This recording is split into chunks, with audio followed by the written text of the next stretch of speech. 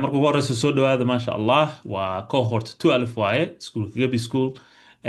waan kusoo dhaweynaya maasha allah meel kastoo kasoo gelaysaan ardayda waxay kasoo gelayaan yurub, maraykanka, africa, meelo kala duwan oo badan aa laga soo gelaya maasha allah.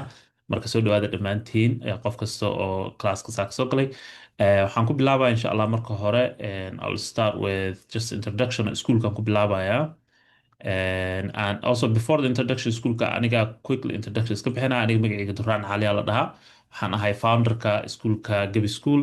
2021 aan iskuulkan aan bilaabnay. Waxaan ahay software engineer aan kusoo shaqayn jiray waqti dheer. Waxaan kaloo ahay dadka educate gareeya youtube-ka wax soo geliya dhalinyaro badan oo soomaaliya joogtaan wax u dhigaa. waxaan kaloo leeyahay waxaan joogaa Minnesota. Bloomington aan deganahay Minnesota. waxaa ii jooga 3 cunug. hal wiil iyo 2 gabdhood alxamdulilah, iyo gabadha xaaska. halkaanaan jooga, halkaanaan deganahay for the last maxaa la dhihi jiray about 15 years aan degnaa. dhowr sanana waxaan degnaa San Diego California aan degnaa. dhowr sano 7 sano aan degnaa San Diego California. So haddii jiraan dad from San Diego, meeshaas that's my home too. marka yeah, Minnesota waa homekeyga, waa meeshaan bilaabo maraykanka marka imaada kusoo degay 2004kii. So Minnesota is my home, California San Diego is my home. So waxaan sameynaya waxaan codka iska jaraya markay noqoto dadka soo galgalayo. marka waxaan ku daynayaa Kareem inuu u ogolaado qof kasta inuu soo galo insha allah. Let me just turn off my notification-ka. Okay, marka wakaasa aniga meeshaan degana Minnesota alxamdulilah. waqti dheer aan soo waday arrimahan software engineering-ka. Let me just turn this. aan soo waday marka that's my introduction. Schoolka gabi school waa coding bootcamp. So let's get started with this slide can. waa an online coding bootcamp waaye, waa immersive online coding bootcamp. Basically waxa waaye waxa dhan oo la sameynaya iskuulka waa online. So casharka online lagu dhiganaya, waxa online aan kusoo gudbinaysaa, online aan ku wada kulmaynaa. haddaad si caadi in ay la kulantid, yes, xafiiskayga waa ila kulmi kartaa halkan. This is my office here in Edina office ku leeyahay Minnesota. waa igu imaan kartaa, laakiin casharka oo dhan waxaan ku dhigaynaa online-ka. So Gabi School is an immersive online coding bootcamp designed to take students from zero coding experience to becoming confident software engineers, inshallah. And then inshallah maanta waxaan cover garaynayno waxaa waaye attendance aan ka hadlayaa. I'll talk about habka loo submit gareeyo assignments-ka. I'll talk about how you can ask for help, si caawinaad u weydiisan kartaa. arrimahan waxay ku jireen orientation videoga, so we're just redoing the orientation video aan sameynayna. Grading-ka ka hadli doonaa. We'll talk about the schedule, and then waxaan ka hadli doonaa couple of tools oo aad isticmaali doontaan inshallah throughout the schoolka. Okay, and then attendance-ga markay noqoto, attendance-ga qofka inuu imaado waa must, waa qasab waa inuu imaado. maxaa yeelay once you miss the class, especially the live lecture-ka miss garaysid, aad u adkaanaysaa inaad dib ka soo geshid. aad u adkaanaysaa inaad la qabsatid iskuulka oo micnaha soo geshid. So aad la socota casharada. So waxaan dhihi lahaa make sure inaadan ka dhicin, especially live lecture-ka. markay noqoto waqtiyada kale oo casharka ka shaqaynaysid, at least 2 to 3 hours maalinka inaad geliso casharkii. So attendance waa critical. maxaa yeele haddaa marka dhacdo tareenka way adkaanaysaa. haddaa misgarayso more than 2 days ama 2 weeks, haddaa misgaraysid, then it could be something oo aan kula soo xiriirayno. anigaa kula soo xiriiraya oo ask you maxaa dhacay maadan joogin lecture-kii, labada lecture oo soo dhaafay. So haddaa aragna inaad dib u dhacayso gooni aan kula soo xiriiraya. maxaa yeele waxaan rabaa inaan ogaado meesha wax ku marayaan. laakiin qof kasta waxaan rabaa insha allah haddii arrimo kugu soo baxaan, let me know. So haddii wax soo baxaan, just whatsapp message iga soo dir, hadhada macallin waxaana haysto saasaan u imaanin ama saasaan u imaan karin, casharka kalaas u imaan karin. taas waxay ga caawinaysaa inaad ogaado inaad meeshaa maraysid. haddii kale waxaan u qaadanayaa inaad ka dhexaysid kalaaska. So make sure inshallah at least lecture-ka inaadan misgaraynin. Even hataa haddii assignment-ga ay kuga adkaato, still weli you just come to the lecture, or aad dib ka daawato. isku day dib ka daawato. dib ka daawashadu way adagta mar kasto, xale lecture-ku way dheer tahay. So adiga waa 2 to 3 hours waaye. So badanaana dadka attention-kooda iska garanaysaa maalmahan hoos u dhacay. So way adagta. laakiin haddaa live ku jirtid, just adigoo sheekaysanayna camal waaye oo micnaha isla joogno. So you pay more attention. So attendance-ga waa must, waa qasab inaa imaadid inshallah. submitting assignment-ga. So assignment-ga ku shaqayso waxaa waaye maanta waxaan ku siinayaa project aan ku siinayaa. project-gaas waan ku tusi doonaa u shaqeeyo waxaas oo daad waa baran doontaa waxa u baahan tahay maanta baran doontaa for the project this coming week. By Friday aa laga rabaa, before Friday inaad soo dirtid aa laga rabaa assignmentiga. So by the end of Friday it should be done 11:59 p.m. it should be done. Assignmentiga inaad soo dirtid sida college caadiga camal waaye. We have waqti oo ay due tahay. So Friday 11:59 p.m. waqtigaada, your time, your Friday, not my Friday, your Friday-gaada. So aniga waxaan fiirinayaa marka projectiga, waxaan fiirinayaa Saturday waan fiirinayaa inaan soo dirto wixii in kale. Weekendiga grade gareynaya mostly, so I usually grade on the weekends. If not, next week waan grade gareynaya. And then we'll talk about the points waxaan ka hadli doonaa, but your assignment will be graded. You must at least get 2 points inay heshid waaye. 2 point aan ka hadli doonaa waxay tahay iyo how to get it iyo waxaas oo dhan. And do not fall behind. Make sure in an assignment badan kugu harin. And make sure in assignment isbuuc kasto you have a whole week in ka shaqeyso one assignment. So it's not like maahan college ka camal ama high school or whatever where maalin kasta laga rabo assignment ama homework laga rabo. This one every week you have one assignment, and then that one assignment bisa laga rabo in ka shaqeysid. Okay. And then markay noqoto asking for help, caawinaad. So wax markay kugu istaagaan, usually like some students waxay sameeyaan maalmihii ku bixiyaan wixii. Taas ma rabno marka inaad samaysid. Waxaan rabnaa haddii wax kugu istaagaan, use the 20-minute rule. 20 minutes waxaa waaye, if you cannot figure out in 20 minutes, then ask for help, right? So, and this one could be 30 minutes. Waxay noqon kartaa adiga kugu xiran tahay, like how you decide. But this is one of the rules aan sameyno waaye, 20-minute rule.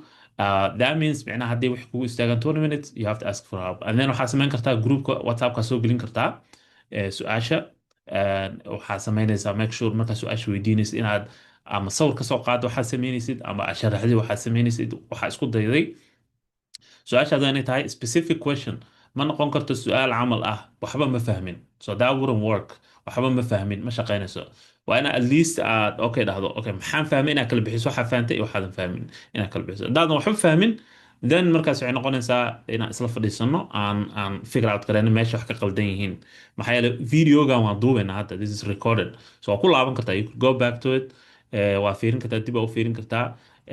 waxaa kaloo fiirin kartaa projectigaan ka shaqeyn doono maanta, dib aa u fiirin kartaa. waan ku siinaya codekiisa wixiisa dhan, wixii sidee how meesha wixii mareen inaan fahno.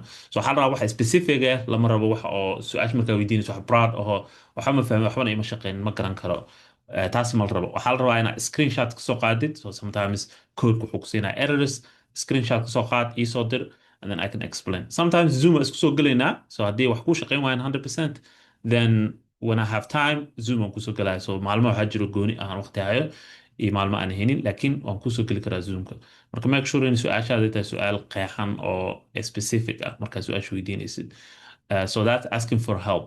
marka noqoto gradingka waxaan haysanaa 1 to 3 scale oo ah basically mar iskuulkan ma ahan iskuul oo jaamacad ma ahan oo haddii gradekaada hoos loo dhigo GPA-daada hoos u dhigmanaysa maaha.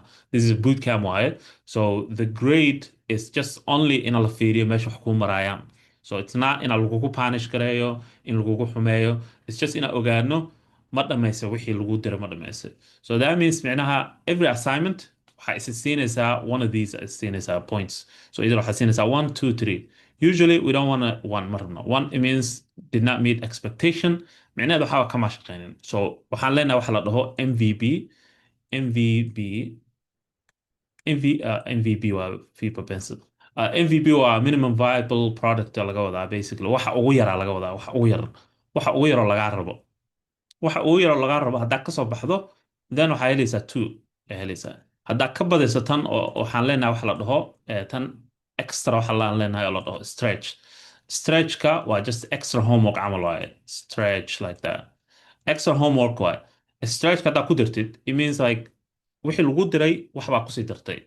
waxaa jiro questiono kale ama assignmentii qayb ka mid a waxaa jirta oo extra ah. taas extra micnaheed waxaa markaad dhamaysid kabacdi MVP-ga ama qaybtii lagaa rabay oo ah tan ah haddaad dhamaysid, then waxaa ku dari kartaa stretchka. That means waxaa helaysaa kan. So hal ka mid a stretchka haddaad ku dirtid ama extra homeworka, then waxaa helaysaa 3. That means exceeded expectation. qatar baa taa laga wadaa micnaha. So this one always shoot for number 3. But haddii waqti kugu yaraado ama you can't do it ama kugu adkaado casharka, then 2 is the minimum. Okay, so make sure adaan is grade garanayso. So once aad soo submit garayso, you grade yourself, and then anigaa fiirinaya, and then I'll grade you after that. Markaas anaa ku grade garanaya. So just to make sure you keep that in mind. So MVP-ga markaas waa mark garaynayna waxa MVP-ga meesha waxaan ku qoraynaa waa kuwan wax laga rabo MVP-ga waa ku list garaynayna. So make sure that inaad kasoo baxdo. So always shoot for either 2 or 3. So iska ilaali 1-ka. 1K means just you didn't do it, and sometimes it happens, but laakiin dib ina ugu laabato waaye. So kugu soo celinaa waxaan ku leeyahay sorry, dib ina ugu laabatid waaye casharkii assignmentiga. Schedule-ka markay noqoto as usual hadda waqtigan kulmayno every Sunday 11 a.m. CST Central Standard Time. So waqtiga halkaan deganaa Minnesota waaye. So waqtigaada ku convert garanaysaa. And then also Google Calendarka idiin soo diray automatically asaa ku convert garanaya. So uma baahan inaad ogaatid maxaa waa time conversionka time zoneka maxaa waa inaad uma baahnanaysid. So Google Calendarka haddaa ku darsatid it will tell you waqtiga asaa ku sheegaya. So you're required to spend at least 3 hours in maalin kasta ku bixisaa lagaa rabaa casharka, right? So assignmentiga lagu diro at least 3 hours ku bixi assignmentiga. And also waxaa laga rabaa markaad ka shaqaynaysid you do check-in. Check-in waxaa jira button ku yaallo meesha aan tusi doona student portalka oo check-in la dhaho. Check-inkaas basically wuxuu sameynaa wuxuu xisaabinaa waqtiga aad shaqaynaysid. So camal waxaa adiga oo marka shaqa caadi shaqaynaysid you do check-in, right? Ama isbitaalka markaad tagtid ama airportka you do check-in. It's like that camal waaye. And then it will automatically count the time-ka check-in aad dhahday iyo time-ka check-aada tiri. haddaad 3 hours aad check-in tiri aad joogtay aad ka shaqaysay wax and then check-out tiri waxaa lagu xisaabinaya 1 attendance. So every 3 hours is 1 attendance waaye. So haddaa more than less than 3 hours haddaa dhahdid ma xisaabinaya. It's not gonna count as a attendance maalinkaas inaad wax ka shaqaysay. So make sure inaad samaysid sometimes qasab ma aha as long as you finish the assignment. Usually checking is just adiga motivation level in lagu caawiyo motivation.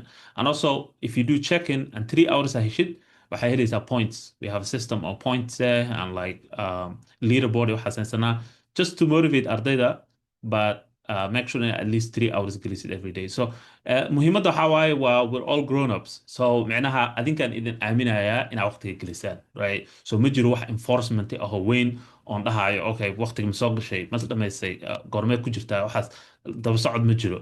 So adiga waxaa laga rabaa inaad mas-uuliyad is saarto oo 3 hours at least 2 to 3 hours aad ku bixisid assignmentigaada every day.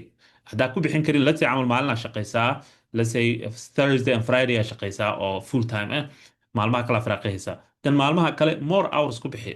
So at least ku bixi 6 7 8 hours camal ku bixi inaad ka shaqaysa assignmentiga si aad maalmaha kale waqtiga hore aad micnaha u samaysa at least 15 hours to 17 hours weekii inaad geliso muhiim waaye. qofkii u baahan more wuu gelin karaa dhib ma laha. So just make sure inaa honest tahay waqtigaada and your own time iyo waxa aad baranaysid maxaa yeele waxaan waa wax micnaha aad faa'iido arabta inaad ka heshid. So keep that in mind inshallah 3 hours at least every day check-in inaad samaysaan oo intus doona check-in si loo sameynayo waxaas. markay noqoto toolska toolashan waa toolasha ugu badan aan isticmaali doono.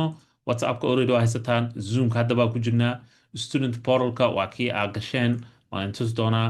GitHub waa barnaamij aan isticmaali doono oo free ah oo codeka aan ku host garaysan doono. Codepen waa midkaan maanta isticmaali doono waa meel lagu qoro codeka waaye waa website waa intus doonaa. Kitbash waa barnaamij dib aan ka isticmaali doono, sidoo kale terminal, sidoo kale VS Code. So kuwaana dibi ka imaan doonaan. So you don't have to hadda inaad soo download garaysata qasab ma aha, but inaad og tahay inay jiraan toolashan inaad isticmaali doono. kulligoodna free waaye, so nothing to worry about markay noqoto taas. Okay, waxyaalaha kale u baahan tahay inaad og tahay ama aad taqaanid waxaa ka mid ah mise qof sugay does it have to be qof wuxuu soo geliyay does it have to be consecutive hours oo micnaha wuxuu ka wada amraynayaa waqtiga check-inka. Yes, it has to be the 3 hours has to be consecutive haddaad dhahdi check-in.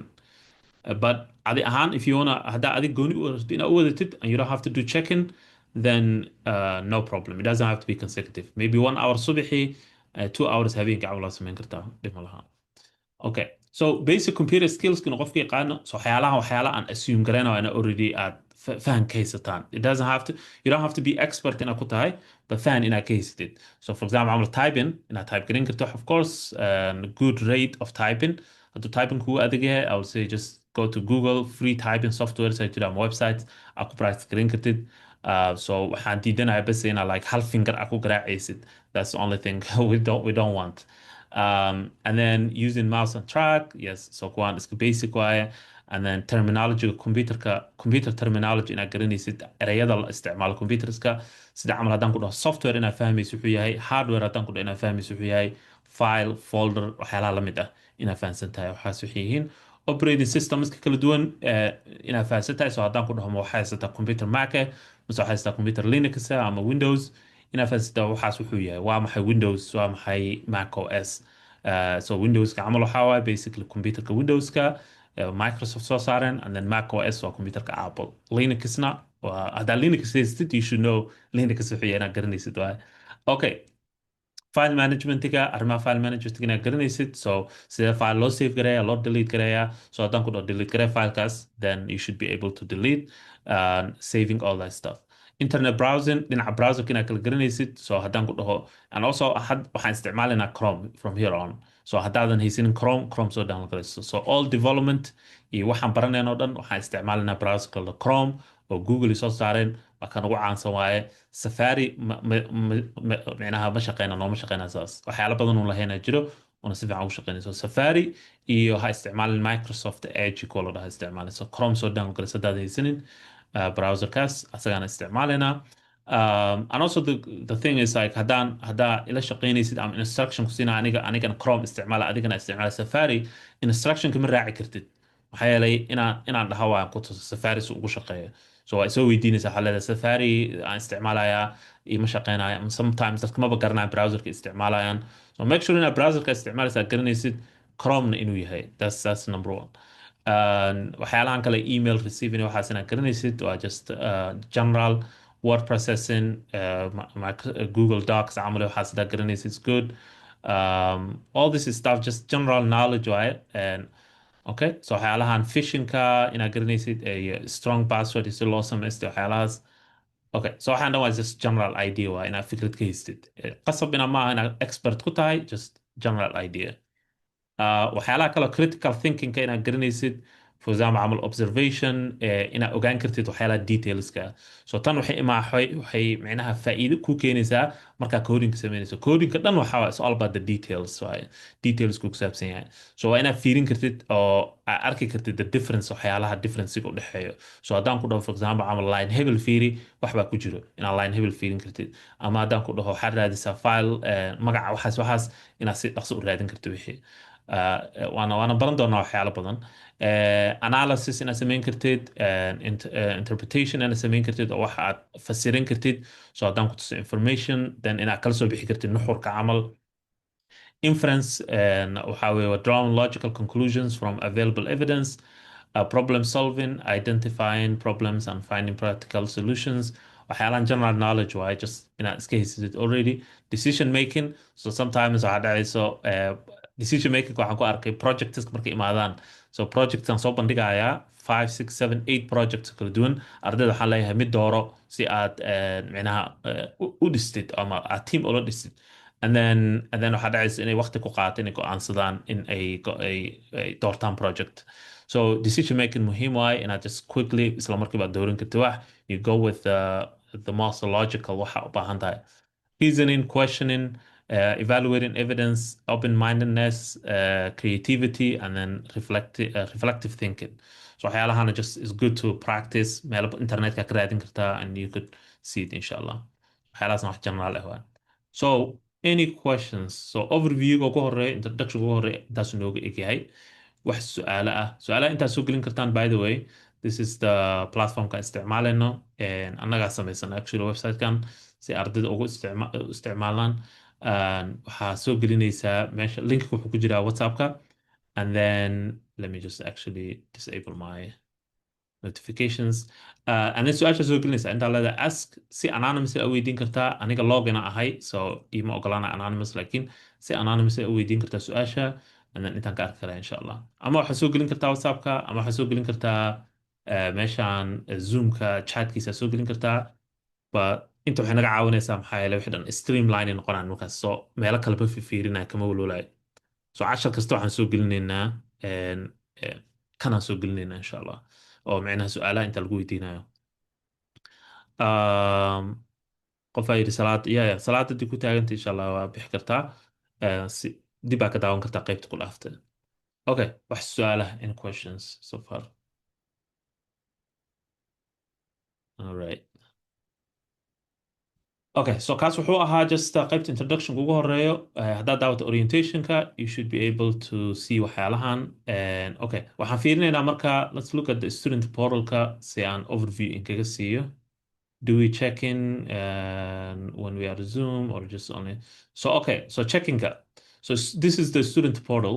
waxaad tegaysaa meeshaan, here plus.gebischool.com, or waxaad tegi kartaa gebischool caadi, aad tegi kartaa website-ka, and you click here login, and then intuu ku keenayaa. waxaad gelinaysaa accesska gelinaysid waxaa waaye informationkan kugu soo diray, welcome emailkan kugu soo diray waaye. And then you login. Once you log in, waxaa ka hor imaanaa dashboardka. Haddii uu ka hor imaado waxaa inaad saxiixda u baahan tahay, make sure you sign inaad saxiixdid waxaas. Haddii kale dashboardka ka hor imaanayso.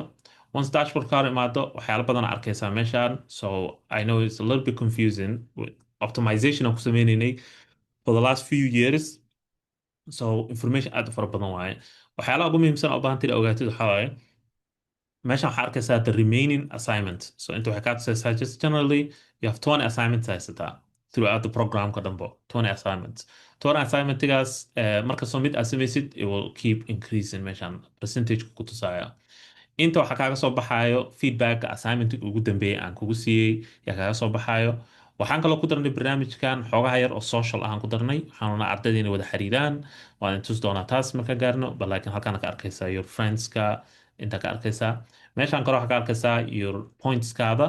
anything aad samaysid, for example camal haddii aad assignment soo dhamaystirtid, haddii aad check-in samaysid oo 3 hours cashar ka shaqaysid, waxaa helaysaa points helaysaa. So check-inka suu shaqeeya marka. Check-in is right here. You just click check-in and that's it. So now you're checked in.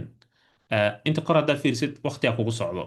waqtigan marka at least waxaa la rabaa inuu 3 hours noqdo. 3 hours hadduu noqdo, then that means you're completed one day of attendance aad dhamaystirtay. Okay? 1 day attendance. And then waxaa helaysaa points aa helaysaa. You see already wuxuu isiiyey 10 points inaan attendance markaan check-in iray. So so tan marka study time-ka waaye, study time, so waqtiga. And then also markaan soo galno Zoom-ka, hadda qofkii weydiinayay farxiya, Zoom-ka markaan soo galno, yes, you do check-in. So just do check-in every day, oo aan ka ahayn Saturday, but maalmaha kale oo dhan do check-in unless assignment haddaad soo dirto, you don't have to do check-in. So once assignment soo dirto and you're done with your assignment, then you're free until next assignment aad free tahay. So like assignment haddii ku taalo, make sure inaad soo gashid. dhinacan right-ka waxaa haysanaa, we have the drop down, we have the friends, find friends, messages, edit profile. Edit profileka muhiim waaye inaad informationkin update ka dhigtaan. make sure inaad gelisaan information sax. Yes, qofaa su-aal qaba? Does someone has a question? ismute garay insha allah intaa ku jirtaan haddaad su-aal qabin. Okay, and then inta waxaa sameynaysaan, let me change my gender here. wixii update garanaysaa telefonkaada gelinaysaa xoogaha yaro bio make sure inaad gelisid intaa meesha joogto gelin kartaa, but just a little bit about you intaa gelinaysaa. waxaa arki karo ardayda kale bisa arki karto, just for dhinaca socialka aan u isticmaalina. emergency contact muhiim waaye, maxaa yeelay what if anigoo kula fadhiyo Zoom kula fadhiyo haddii wax kugu dhacaan, how would I sideen caawinaad kugu raadinaya? I can't raadin kara caawinaad. So make sure inaad gelisid at least maybe your spouse ama your family member camal inaad gelisid telefonkiisa iyo magaciisa, si in case oo just waxaa u isticmaalana oo keliya just emergency. It doesn't happen 99% of the time, but lakin in case wax dhacaan intaan la xiriirina. Also imagekaada, sawirkaada soo geli, make sure inuu picturekaada ku jiro meeshaan, si aan u ogaano wejigaada u aragno. maxaa yeelay waxaan rabaa inaan bartaan rabaa ardayda wejigoodu barto. marar badan waxaa dhacdo arday iskuulka ku jiro 2 bilood bil aan real world isku aragno, laakiin wejigiisa aan garanaynin because muuna soo gelin sawirkiisa, so ama sawirkeeda. So isku day insha allah inaad sawirkaada soo gelisid si aan u barto. cabdiraxiin wuxuu leeyahay waxaan isticmaalaa Safari for today. For today is okay. laakiin assignmentiga markaa bilaadi isku day inaad isticmaashid Chrome insha allah. Just try to make Chrome defaultiga ka dhigo. Okay, so just profilekada update garee, and then markay noqoto waxyaalaha kale, and then hoos haddaan aadno meeshaan waxaa arkaysaa there is this section waa update garan doonaa more information here so don't worry about this one. Sectionkan waxaa jiro assignmentskaada intay soo gelayaan, so a list of your assignments. Let me log into account oo wax ka buuxaan actually. I'm gonna show you, I'm gonna log into one of the students or an hadda kahor iskuulka dhigtay. Let's see if his account can access. Yeah. So ardaygan aan tusay. I'm just gonna use his account as an example, okay? So that you can see it. So ardaygan, one of the students waxaa hadda dhameynayo iskuulka. And as you can see, he has a lot of points with his star. And then waxyaalo kale ugu jiro badan.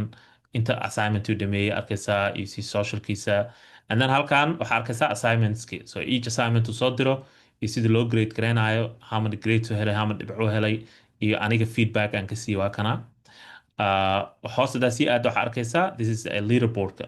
Leaderboardkan ma ahan in oo dad hoos loo dhigayo or anything, it's just motivation waaye. So micnaheedu waxaa waaye haddaa samaysid more attendance, haddaa samaysid more assignments aad soo dirtid, assignments haddaa heshid 3 dhibcood you get more. Wax badan helaysaa, dhibco badan. Haddaad samaysid laba haddaa samaysid or 2 points, then waxaa helaysaa some points. So about 30 points aa helaysaa haddaa laba samaysid. haddaa 3 dhibcood samaysidna waxaa helaysaa 50 points camal helaysaa. And each attendance oo dhamaystirtidna waxaa helaysaa points fiican. So this is the leaderboardka, the top 12 students waaye oo leaderboardka. And you could view the full leaderboard here. Just click here, and then you can see the full list of the leaderboard. Yeah, arkaysaa. So leaderboardka is just to motivate ardayda in ay wax sii wadaan ay u tartamaan dhinaca aqoonta ay u tartamaan. Waxaa kaloo jira attendancega kana, you can click here and then you can see the attendancega ugu dambeeyey. Yeah, so intaas waa dashboardka waaye. Wax su'aala, any questions? The dashboard.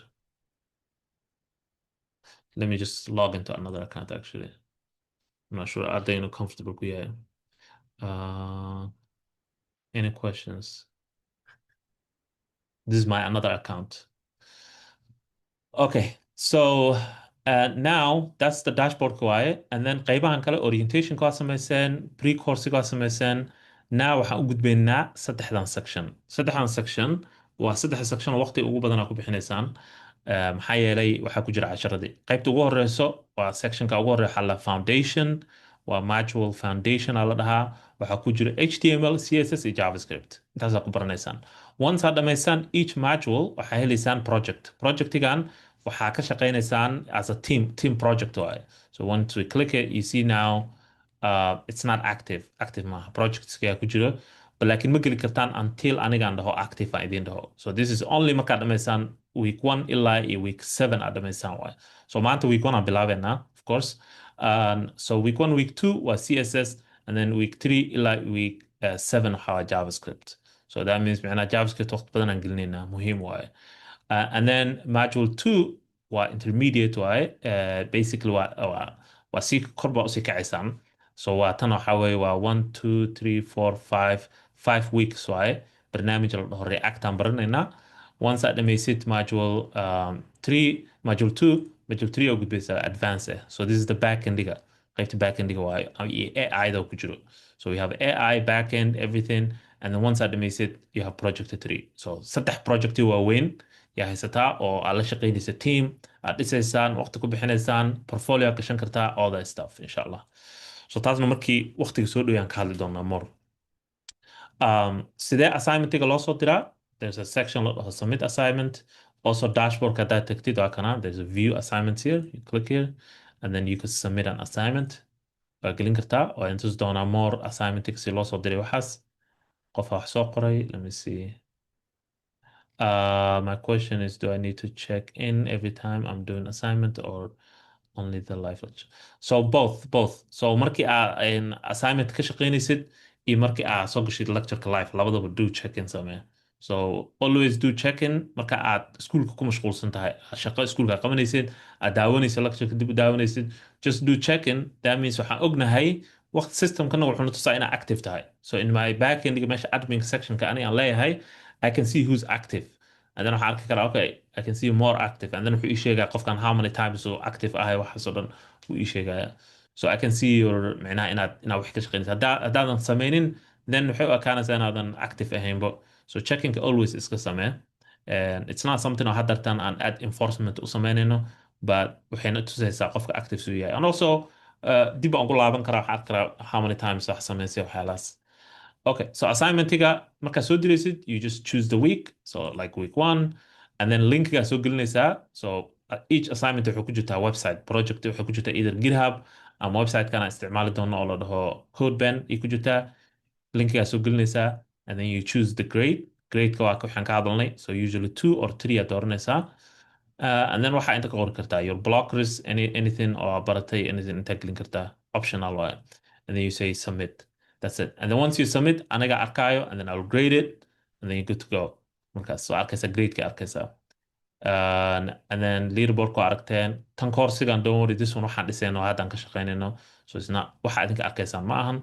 Qaybta socialka muhiim waa qaybtan inaad fiirisaan ardayda ku jirto, maxaa yeelay waxaa u baahantiin inaad la xiriirtaan, aad connection la samaysaan, especially magaaladiina ardayda degan, right? So if you go here and you see locations, you can see how many places ay ardayda kasoo galayaan. So sometimes wax baa soo lalaabana. For example, Minneapolis, there's Minneapolis, Minneapolis, Minnesota, Minneapolis, Minnesota. Spelling waa ardaydu spell gareeyaan. So check garee, and then it will show you. You see how many people on Minnesota jooga hadda oo ardayda ka mid ah, waa cohortyaasha kale waaye. So you see all these cohorts kala duwan ardayda ku jiraan. If you say Minneapolis, then okay, so there's more here too. Magaalada aad raadsanaysaa, then you find your city. Let's say camal ardaya kasoo galaya UK, United Kingdom. You see all these students. Koortiga ka horeeyey su'aalaha weydiin kartaa, mentory ku noqon karaan, saaxiib baa noqon kartaan, whatever, you know, you could just add them, waa la xiriiri kartaa, waxaa leedahay okay, iga caawi waxaan su'aalaha qaba. Ardayda intooda badan way ogyihiin in iskuulka la is caawiyo, so just feel free inaad WhatsApp-kooda kala xiriirtid and whatever. And also halkan waxaan haysanaa hab la iskula xiriira ardayda, so we have the qaybtan message-ka where you could just message people. You see, I can message myself, hi. So this is also meel lagu wada xiriiri karo, okay? Make sure you keep it professional, okay? So meeshaan meel waxbarasho waaye, we're monitoring everything, so just keep it professional. Waxaa way iskuul caadada ku jiro waaye. Okay, so that's the social-ka. You could explore garan kartaa insha Allah. Okay, wax su'aala markay noqoto layout-ka iyo waxa meesha ku jiro, gudaha waxaan usii gelinaa casharka maanta qaadan doono, but wax su'aala, any questions? Let me check here. أنا سؤال فضل. Haye. waxaa precoursiga ma sameynayna miya quizzes ku jiro Precoursiga wuxuu ahaa intaan iskuulka bilaabin. Waa samayn kartaa hadda daa rabtid, laakiin optional waaye. Hadda xoog waxaan saaraynaa casharkan saaraynaa, so waa ka gudubnay. Last 2 weeks yaan rabnay ardayda inay dhammaystiran. Haddaadan dhammaystirin, is okay, waa iska dhaafi kartaa. Yeah, waa ka gudbaynaa. Yeah. haddaad rabtid inaad dib ugu laabatid, is okay, optional waaye. Hadda waxaa rabnay intuun iskuulka bilaaban inay ardayda ku dadaalaan un baan rabnaa. Okay, any questions? Layout-ka sida u shaqeeya iskuulka, waxyaalahaas gudahan oo sii galayna waxaan tusahay more insha Allah. su-aal yaraan qabay aniga. Eh, waxaa laga yaabaa 3 hours oo isku xigtay inaan sometimes la heli karin, eh, oo 3 saacadood oo xiriir macquul ma aha mararka qaar. mhm. marka intaan saacad soo galo oo wixii aan ka shaqeynaba ka shaqeeyo, haddana iska xiro howlihii kala qabsadaan saacad, saas sidee noqonaysaa? Taa waa samayn kartaa adigoo xataa check-in samaynin aa samayn kartaa, laakiin waan ka shaqaynaynaa insha Allah. I'll fix mention check-in-ka si aad u joogsatid, and then aad dib u bilaabatid haddana waan samayn karnaa insha Allah. No problem. Okay, waa mahadsantahay. Yeah, I'll write that down somewhere. Any other questions? ها معلن Ah. maalmo gaar ah miyay jirtaa oo caawimaad la helayo specific days aan soo codsan karna ama time oo gooni ah? Yes. So hadda waxaan ka shaqeynaa schedule-kaasaan ka shaqeynayaa. So waxaa jiri doona maalmo gooni ah weekdays-ka aan soo geli doono. Zoom-kaan soo gelayaa, waan fadhinayaa. Qofkii rabo inuu soo galo, wuu ii imaanaya office hours alla. Wuu ii imaanaya casharka, wuu su'aalaha qabo i weydiin karaa anything. So office hours-ka waan ka shaqeynaa insha Allah. Waa in la soo socodsiinayaa maalmahu yahay. Probably wuxuu noqon doonaa Tuesday iyo maybe wuxuu noqon doonaa Friday camal ama ama Tuesday ama Wednesday camal noqon doonaa maalmaha aniga firaaqada hayo marka taas schedule-kiisa gooniya idinla soo socodsiin doonaa insha allah hadduu ilaah yiraahdo. okay mahadsanid. Mhm.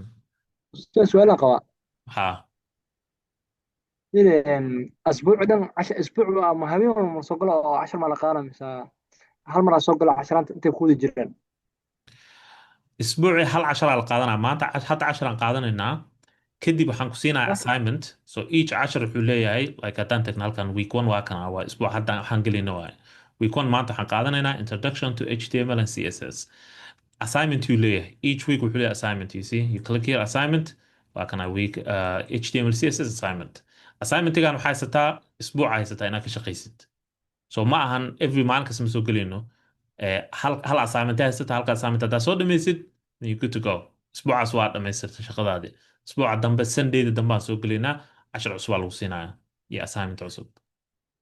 Mhm. ما سن Ah, okay.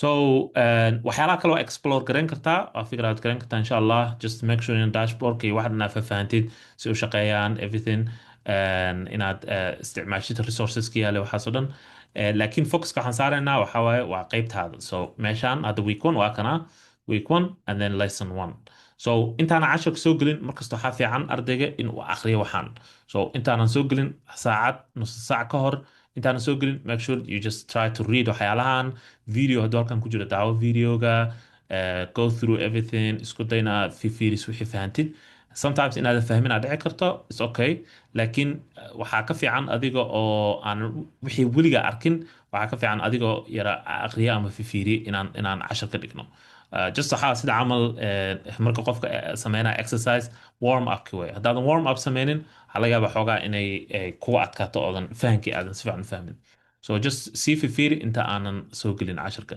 maanta marka waxaan baranayaa introduction to HTML aan baranaynaa iyo CSS waxa weye waa labada luqadood oo foundationka u ah maxaa la dhihi jiray web developmentiga so intaanan gudaha u gelin just waxaan rabaa marka ugu horeyso general overview inaan siiyo waxa HTML uu yahay HTML aan ku bilaabanaa kadibna waxaan gudaha usii gelaynaa CSS-ka break aan qaadanaynaa intaanan CSS ka gelin so midway aan break qaadanaynaa hadda close سؤال 46 minutes aan wadnaa ha go ahead question what about the recording video markaa record garaysa kadib recording hadda wuu socdaa we're recording right now so once cashar ka baxno then I'll post meesha WhatsApp kan soo gelinaa recording yeah so every recording whatsappka soo gelinaysaa miya yes okay all right. yeah and so waxaan focus saarana HTML-ka and then kabacdi waxaan fahminaa CSS so HTML-ka maxay tahay what is HTML erey la soo gaabiyey waaye waxaa loo soo gaabiyey hypertext markup language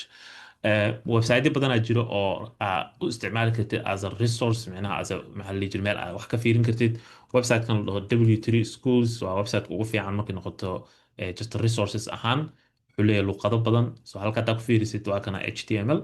This is one of the resources that استعمال كرتيت وان سو شير كرينا let me share that and this is one of the websites that استعمال كرتيت as a resource أهم يعني حضرت أنا وحير فانتد أما سؤالك قبتد وعك أقرن كرتا so introduction to HTML هذا تكتوها كان هذا وحن هاي the things I said HTML تاجنت هاي hypertext markup language تاجنت هاي okay so HTML marka basically every website oo adduunka HTML ku dhisan yahay website kasto it doesn't matter hadduu yahay website-ka ugu qaalisan let's say Apple website ama website-ka ugu hooseeya hadduu yahay oo just random website aan iska sameeyey hadduu yahay still HTML waaye so even if we go to like apple.com let's go to apple.com which is a trillion dollar company waaye so if we inspect we could do inspection on samayn karnaa website kasto so Chrome ka dahistid you can right click any website you could say inspect inspectiga marka wuxuu kusoo saaraya wax la dhaho developer tools ku kusoo saaraya so if you click that it will pop up waxaan hoos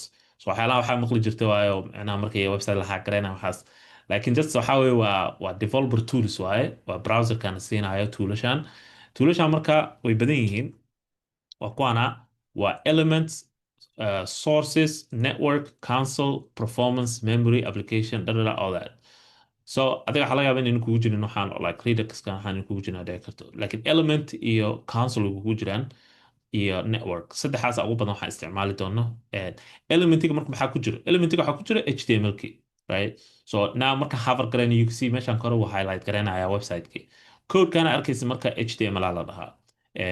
So html kan waa structure-ka website su dhisan yahay waaye.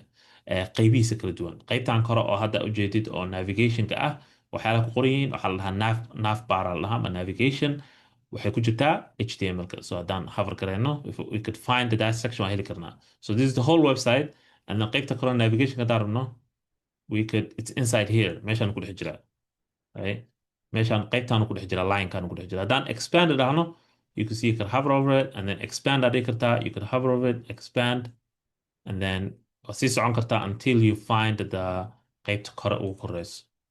So we did iPhone waxaana soo baxay iPhone 17 waa kana you see navigation-kii waan dhaafnay so let's go back here navigation wuxuu ku jiraa qaybtan kore or you could just right click it and say inspect and it will take you right into the navigation-ka.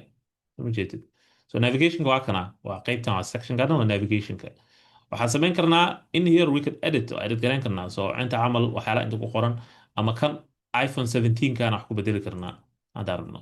So this is dad qaarkood waxay dhahaan markii la hackerayna website waxaan dhihi karnaa let's just call it out of school boom marka Apple website oo kaas waa hackerayna ja sa ujeedid but waxaan waa temporary waaye so haddaan refresh dhahno just it goes back to sidoo ahaa so it's just a temporary change waaye. But laakiin muhiimadda waxaa waaye this is HTML. Every website adduunka HTML ku dhisan yahay. Any website I fiirisid. You could just say right click inspect and then HTML ka kusoo baxay. Waxaa kaloo dhigi kartaa right click waxaa kaloo dhigi kartaa let's go back meel aan tagno aan sawir ahayn. Meel aan sawir ahayn markaad dhagsayso waxaa helaysaa meeshaan dhehayso view page source.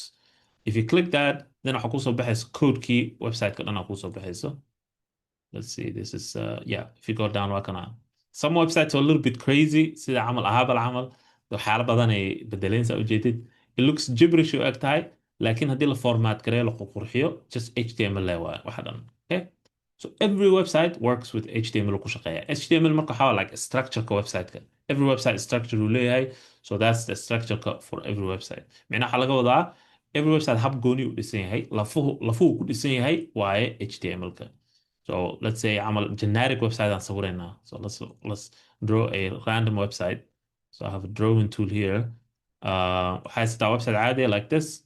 So website بدنا box واي. Everything box واي.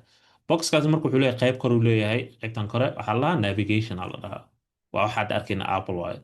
And then حلوة هاي probably حلوة قيب أو دين على right كه تنحلها sidebar. So let's just write it down. أنكو قرنا navigation. Sometimes waxaa loo soo gaabiyaa nav ama waxaa arkaysaa marka qaarkood in la dhaho nav bar yaa arkaysaa qaybtaan waxaa la dhahaa sidebar ala markasta it's called sidebar and then wuxuu lahaan karaa sidebar kaluu lahaan karaa hadduu rabo website-ka soomaalida website-dooda u badanaa waxay leeyihiin sidebar inta ay leeyihiin and then waxaa leedahay meel oo main section this is the main area waaye of the website so this is the main area main section. Okay, main section basically waxaa kusoo bandhigaysaa artikladaadii waxaa kaloo lahaan kartaa for example sometimes waxaa lahaanaysaa footer so if we expand this one you could add a footer aa ku dari kartaa website-kaada so website inta badan waxaa arkaysaa waxay leeyihin qayb oo section hoose oo footer badanaa footerka waxaa ku yaalo some stuff iyo waxaa ku yaalo copyright-ka ku yaalo copyright something like that right something like that aa ku yaalo so website badanaa structure saas u dhisan yahay waxaan dhanna waxaa lafaha lagu istaajiye waa HTML waaye so qaybtan waxaa ku qeexaysa waxaa leedahay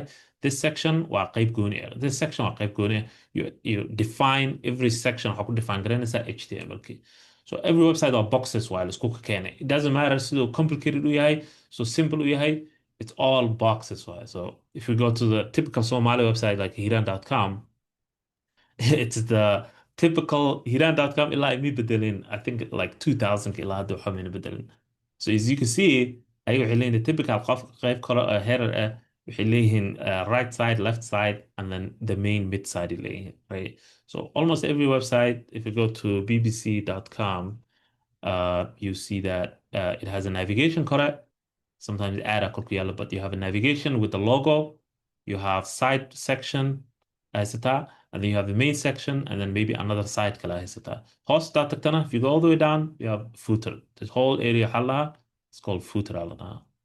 Yeah, they're trying to make money from Haysin. Okay, so qaybtan xalaha footer, usually xagelinaysa links iyo copyright iyo social media xasa gelinaysa. So every website is the same. So if we go to our website, kanaga caadiga Kebbi School, navigation correct. We don't have a sidebar, but we have a mid section, and then we have a footer.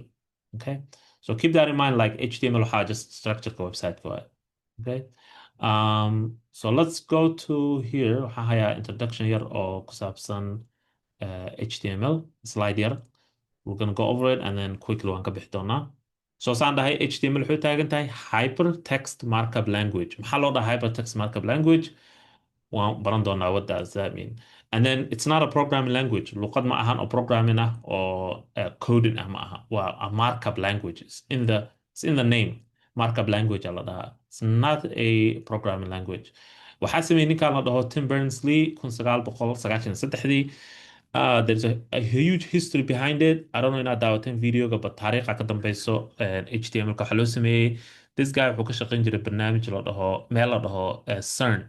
Waxay ku taalaa, I think France ku taalaa. So CERN waxaa waaye a physicist meesha isticmaalaan in ay experiments ku sameeyaan. Experiments in physics aan ka wadaa, ama physicists ka isticmaalaan, and they use maxaa la dhihi jiray waxaa la dhahaa Large Hadron Collider mala, something like that. It has a name. Basically, how waxay sameeyeen bahal tuubo oo wareegsan oo like meel dheer ku wareegsan, and then waxay rabaa inay isku dhuftaan particles, particle-ka oo hawada ku jiro, iyo rabaa inay isku dhuftaan and then wax ka soo saaraan. They want to study something about micnaha adduunka. So this guy 1900 like 70-kii yuu ka shaqayn jiray meeshaas as a scientist, and then wuxuu figure out gareeyay, wuxuu dhahay okay, there's so many scientists or meelo kale ka imaanayo, they all come in with their own documents kooda kala duwan, because science-yaasha waxay jecel yihiin waxay discover gareeyaan inay qoraan, so that in ay isku compare gareeyaan, because study-ga samaysay ama experiment-ga samaysay, it doesn't mean anything hadduuna qof kale oo replication ku samayn karin experiment-gaada. So waxay samayn jireen, they used to bring their own documents, their own stuff, their own way oo lagu fiirinaya documentigii, and then computer kala duwanaa jiro oo different documents kala bixinayo. So there was no one way oo lagu fiirinayo all the documents. So wuxuu soo saaray luqadan HTML. Wuxuu yidhi let's everyone use HTML-ka aan isticmaalno. Waraaqadu xataa u qoray kuwan oo ninka madaxda u ahaa meesha CERN, ayaa wuxuu yidhi waraaqada wuxuu ku qoray ninkaas taariikhda xataa ku jirta HTML-ka. Good idea camal, something like that ku qoray. Good idea yuu ku qoray, fikrad fiican waaye in hal format laga dhigo dadku waxay share gareynayaan oo dhan. And then marka dambe 1993 waxaa soo baxay browserskii wixii. So wuxuu yidhi iskaba dhaaf wararkan la dhaho CERN iyo scientist-yaasha iska dhaaf, dadka caadiga oo isticmaalayo. Isagaa bilaabay inuu isticmaalo oo waxyaalaha fikraduhu hayay iyo waxyaaluhu kusoo publish gareeya internetka, and then dad kalaa bilaabay inay isticmaalaan, and then dad kale wax kale u isticmaalay oona ahayn science, just random stuff, funny stuff, e-commerce dad inay wax ku gadaan, and then 95tii browseradii caan noqday, and then taariikhdu way sii fogaatay, and then marka dambe waxaa la sameeyey organization la dhaho worldwide consortium yaa la sameeyey oo non-profit ah, lagu ilaalinayo HTML-ka iyo developmentiga, web developmentiga. So and then way sii socotay, hadda waxay maraysaa marka waxay maraysaa version 5, HTML5 aa la dhahaa hadda. And then extension-keeda waa kana marka, so file markaa samaysid HTML, you say .html, sida camal like sawir markaa samaysid .png or format fileka basically noocu yahay saas waay. So that's a quick history oo HTML-ka, hoos waa sii fiirin kartaan. Structure-ka say u dhisantahay HTML. So HTML waxaa waaye just waa markups basically. Waxay ku bilaabanaysaa fileka adoo ku dhex jiro, waxay ku bilaabanaysaa calaamadan HTML ku bilaabanaysaa. Qaansooyinkan muhiim waaye, so kama tegi karti kuwan, and then waxay ku dhammaanaysaa calaamadan. So labadan maxay ku kala duwan yihiin? What is the difference between these two? Maxay kala duwan yihiin? HTML. What is the difference? This one waxaa la dhahaa closing and opening way. closing and opening waaye, laakiin haddaa fiiris maxay kala duwan yihiin visually? Slashka ay kala duwan yihiin. Slash kala duwan yihiin, yes. So this one is slash ay leedahay, as you can see here. So always HTML-ka waxa closing-ka slash u leeyahay. Okay? So waa laba qaanso ama hangool saa u taqaanid, and then waxaa gelinaysaa slash midka ugu dambeeyo, the closing one, ka korona ma gelinaysa closing one. So bahashan hangoolka waxaa lagu gartaa HTML. so HTML all the tags ka ama waxyaalaha wax lagu qeexayo waxay leeyihiin calaamadan hangoolka ay leeyihiin okay so kulli waxay soo hosgalayaan marka elementyaasha kale oo dhan waxay soo hosgalayaan meesha calaamadan HTML ay soo hosgalayaan so now we have header so this is ma aha website-ka headerkiisa ba waxaa waaye meesha lagu qeexayo website-ka wuxuu yahay the meta information website-ka waa maxay website-kan so head soo ujeedid ayadana waxay leedahay closing as you can see okay so this is the pattern markaan ku jirno programmingka iyo developmentiga iyo web developmentiga waxaa fiican inaad fahantid patternka so once a pattern lagu siiyo the pattern keeps going unless there is exceptions yara jiro sometimes right but most of the time the pattern sticks wuu joogaya so the pattern hadda aan baranayno waxaa waaye if you open an element you close it right so title opening closing okay badiga marka waxaa waaye waa qeybta dadkay arkayaan so website-kan markay dadku soo booqdaan waxay arki lahaayeen waa badiga inside the badiga ku jiraan so sometimes waxaa arkaysaa h1 calaamadan h1 waxaa laga wadaa header 1 so let's say if you go to like aljazeera.com or cnn.com titleka ugu weyn website-ka oo newska farta ugu waaweyn ku qoran tahay waa h1 waaye right so h1 so if we go there waa arkaysaa you'll see it h1 elementigiis waa h1 macnaha waxaa laga wadaa titleka ugu weyn farta ugu weyn waaye h1 of course waa soo xirmanaysaa paragraph usually waxaa waaye bida wuxuu taagan paragraph just waxaa qoraal caadi ah laga wadaa paragraph so qoraal caadi haddaa qoraysid oo like hal paragraph camal eh waxaa gelinaysaa geesaha ka marinaysaa calaamadan b right so tagskan ayagoo badanaa jiro as you can see badiga way xiran tahay maxaa nidhi follow the pattern inaad patternka follow garaysid waaye so mar badan ardayda waxaa dhacdo kohortayaasha horena aan ku arkay inay iloobaan closingka so make sure you don't forget the closing mar haddaa element samaysid close it intaadan wax kala samayn xataa inaad close garaysid waaye waxyaalaha marka intee laga helaa marka where do you find all these elements kan because ma rabi inaad micnaha ku wareertaan just waxaan rabaa inaad ogaataan meesha laga helo waxaa ka heli kartaa w3 schools ka heli kartaa so let me share that waxaan leenahay w3 schools html tag references okay so waa kana if we go to this website you see here this is the list waa kana listiga iyo waxay qabato body waa kan hadda arkayna body muxuu qabtaa defines the document body if you click it waxaad arkaysaa example you see example it will define definition ka wuxuu yahay all that stuff so this is really like a good place aad dib ugu laaban kartid haddaad rabtid inaad fahantid tag wuxuu yahay so haddaan ku dhaho h1 waa maxay then halkaana ka arki kartaa h1 wuxuu yahay so you can see here haddaad rabtid inaad heshid mid you could just keyboardkaad waxaad taaban kartaa control F ama command F and then halkan waxaa kusoo baxaysa search you could say h1 aad dhihi kartaa then you see h1 meesha ku jirto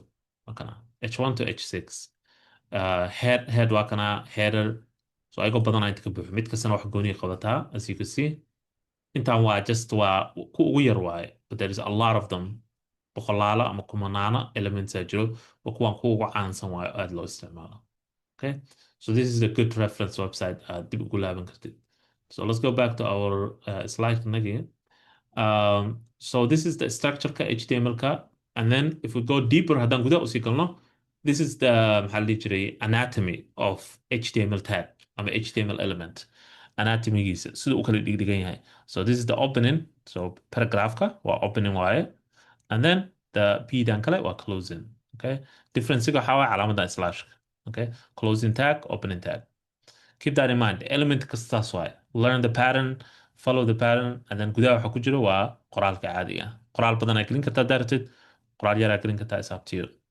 but make sure inaad saas usu furtid haddaadan ka warhaynin element wuxuu yahay referencega isticmaal hadda ku siiyey ka raadi and then just figure out wuxuu yahay so maanta ma qabanayno element kasto macnaa ma soo qorayno waqti dheer naga qaadanta element kasta inaan qorno laakiin kuwa caansanaan qorayna maanta project ku samaynayna okay and then there's more description waxay hadda aan tusayo waa definition key so mid kasta wuxuu qabto so h1 camal waxay leedahay h1 ilaa h6 camal so h2 h3 h4 h5 h6 and then h1 was the biggest the largest text waaye h6 was the smallest text paragraph of course waa paragraph a waxay u taagan tahay waa anchor u taaganta so in html haddaad rabtid inaad link samaysid waxaad isticmaalaysaa a tag so the way you do it is like this so let me just change my text color waxaa leedahay eedaa soo bixinaysaa and then waxaa leedahay waxaad siinaysaa waxa la dhaho attribute-ka elementyaasha attribute aad siin kartaa any element waa la siin karaa attribute but some elements sida camal a tag waxay leedahay attribute ay la imaado oo aanan ka maarmin macnaa bila attribute-kaas la-aantiis ma shaqaynayso attribute maxaa laga wadaa just waa definition of waxay tahay a so href haddaad gelisid href waxay u taagan tahay waa reference waa referencega meesha la aadayo linkiga la aadayo then you say equal to calaamadaana gelinaysaa quotationka inta waxaa gelinaysaa marka linkiga for example waxaa gelinaysaa google.com linkiga and then you close it like that and kabacdi waxaa gelinaysaa wixii dhag la siin lahaa so sometimes linki haysataa so wuxuu ku siinaya meel dhag la siiyo so waxaan leenahay go to Google and then you close it with a okay so kan dhan aa ujeedid qaybtan waxaa la dhahaa marka this is called attribute so meel ku qoro so waxaa la dhahaa HTML element attribute aa la dhahaa so href waxay u taagan tahay waa linkiga meesha la aadi lahaa waa referencega la aadi lahaa so haddaa ever link haddaa dhag siisay any website it means wuxuu ku xiran yahay hrefkaana ku xiran yahay so a tag waa anchor u taagan tahay and then href waa linkiga la aadi lahaa so saan aa u samayso haddii kale haddaadan sameynin hrefkaan aad gelin ma shaqeynayo okay it wouldn't work kuwa kale ma laha laakiin h1 iyo paragraphki uma baahno attribute gooni uma baahno laakiin waa ku dari kartaa attribute kala jiro lagu dari karo sida style camal iyo sida loo qurxiyo waxaas waa lagu dari karaa laakiin kan wuu u baahan yahay div waa division ama section waaye so kan badanaa waxaa loo isticmaalaa like a container camal loo isticmaalaa haddaa isku combine garaynaysid different elements waan arki doonaa example waxaa isticmaalaysaa divka image asagana sidoo kale wuxuu leeyahay img waxaa u taaganta haddaad rabti inaad sawir soo bandhigtid wuxuu leeyahay attribute la dhaho src okay so waxaa leedahay img okay img waxay u taagan tahay waa image img ku bilaabaysaa adan waxaa leedahay src waa sourciga waa sawirka so img haddaad dhahdo micnaha wuxuu ku weydiinaya okay sawir soo bandhigaya tiri but like what sawir like you didn't give me sawirka imaa siinin meeshuu ku jiro then you define sawirka meeshuu ku jiro so let's say camal whatever like let's say gibischool.com/logo.bng like that right so sawirka qeexiisa meeshuu ku jiro and then you say like that okay and the cool thing is kan malahan closing okay so this is the exception kan ka hadlaya waa kana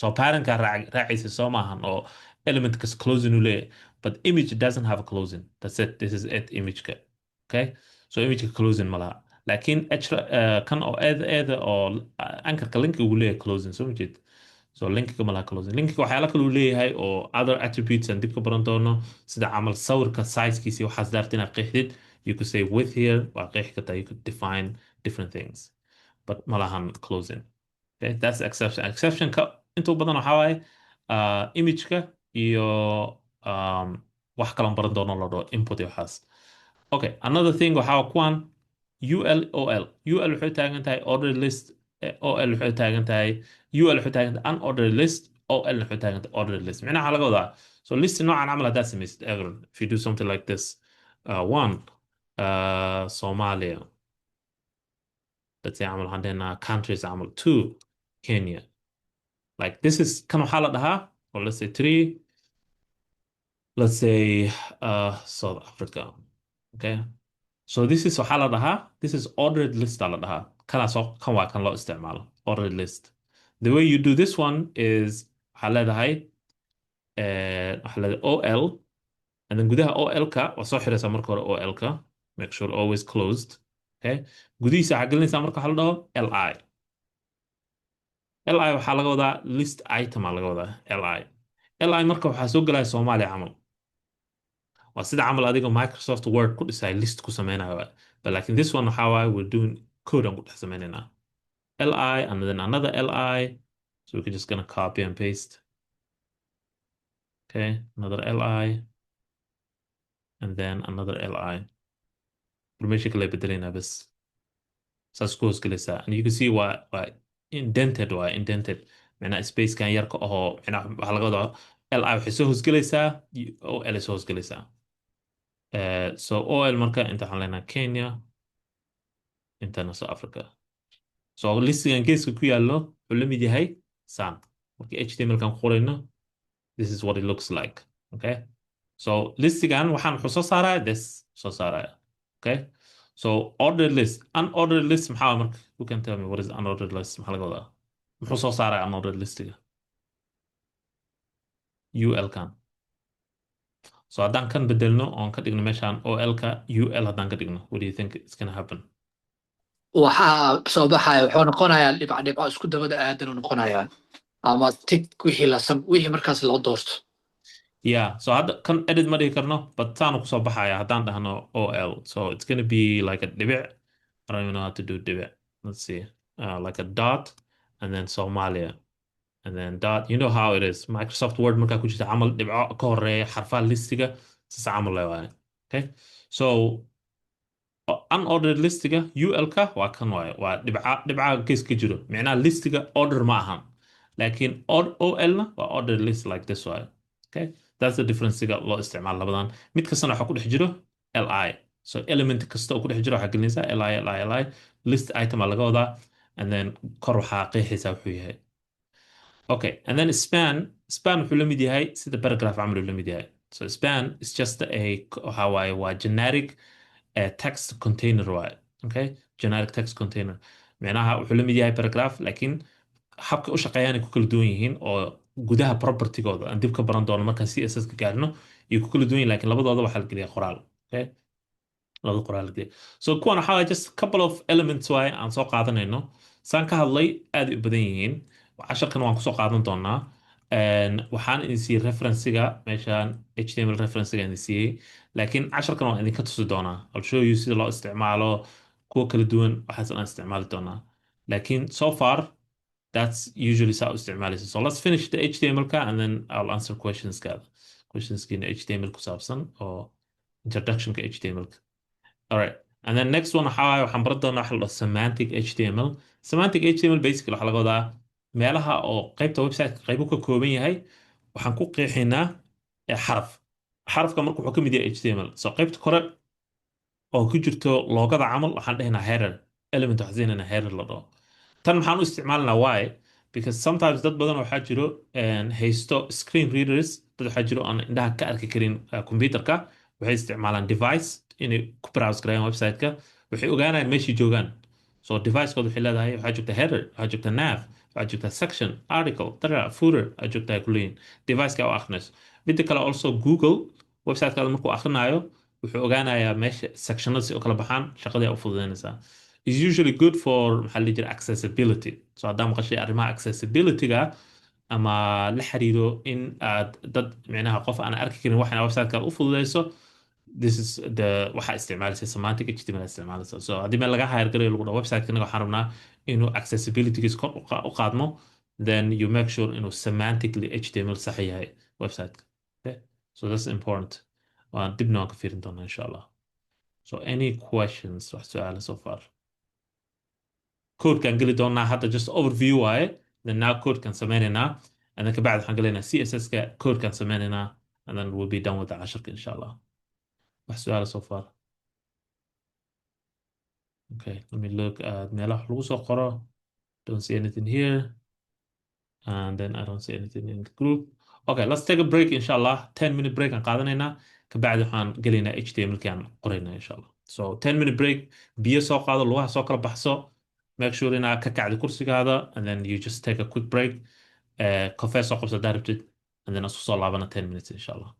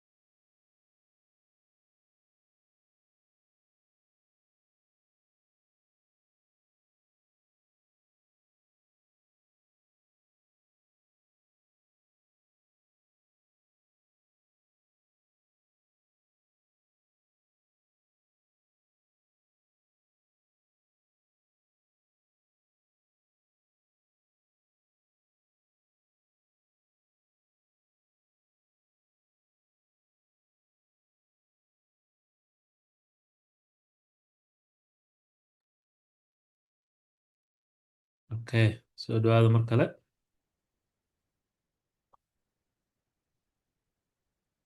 Ah,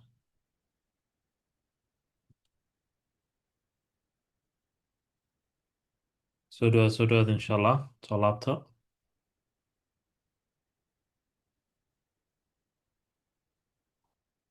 macalin meeqa saaca dhammaynayna galaaska taaska waxaan dhameynaynaa adiga close to 2 adiga hadda waxaa noo haray saacadii barcamal halfway hadda sii maraynaa laakiin haddaa Minnesota joogto waqtiga salaada break aan qaadanaya yar si aa usoo tukata aan usoo tukado kabacdina waan adiga 10 minute break aan qaadanayna kale waqtiga salaada okay um, so hadda waxaan baranay HTML-kii introduction koraan ka qaadanay waxay tahay waa website-ka maxaa la dhihi jiray structure-kiisa sida u samaysan tahay bal aan qorno HTML aan qorno oo code ah so website-kan loo code ban let me just go to the website-ka caadiga ah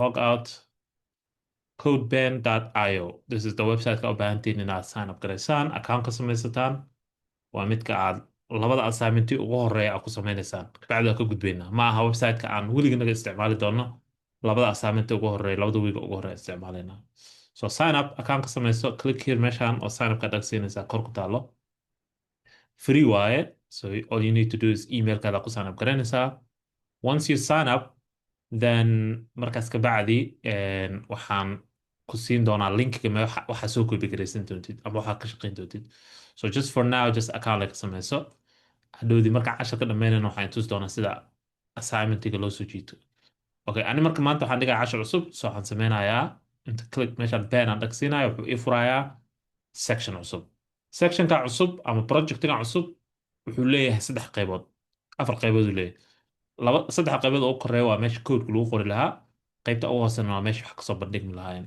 sometimes ani waxaan jeclahay inaan bedelo formatka so meeshaan click siinaysaa and you just change the format so dhinacan midigta ah waxaa ku galaya website-kii muuqaalkiisa dhinaca leftigana waxaa ku galaya meesha codeka lagu qoraayo so saa ujeeda hadda meeshaan JS waxay taaganta JavaScript so ma baranayna JavaScript maanta CSS waa CSS-ka aan baran doono waa qaybta labaad hadda maanta aan baran doono so now HTML-kan waa kana so HTML-ka waxuu ka saaraynaa intaa ku qoraysaa koodkaadii intuu kasoo baxaya wixii okay so it's very simple so we just give it a title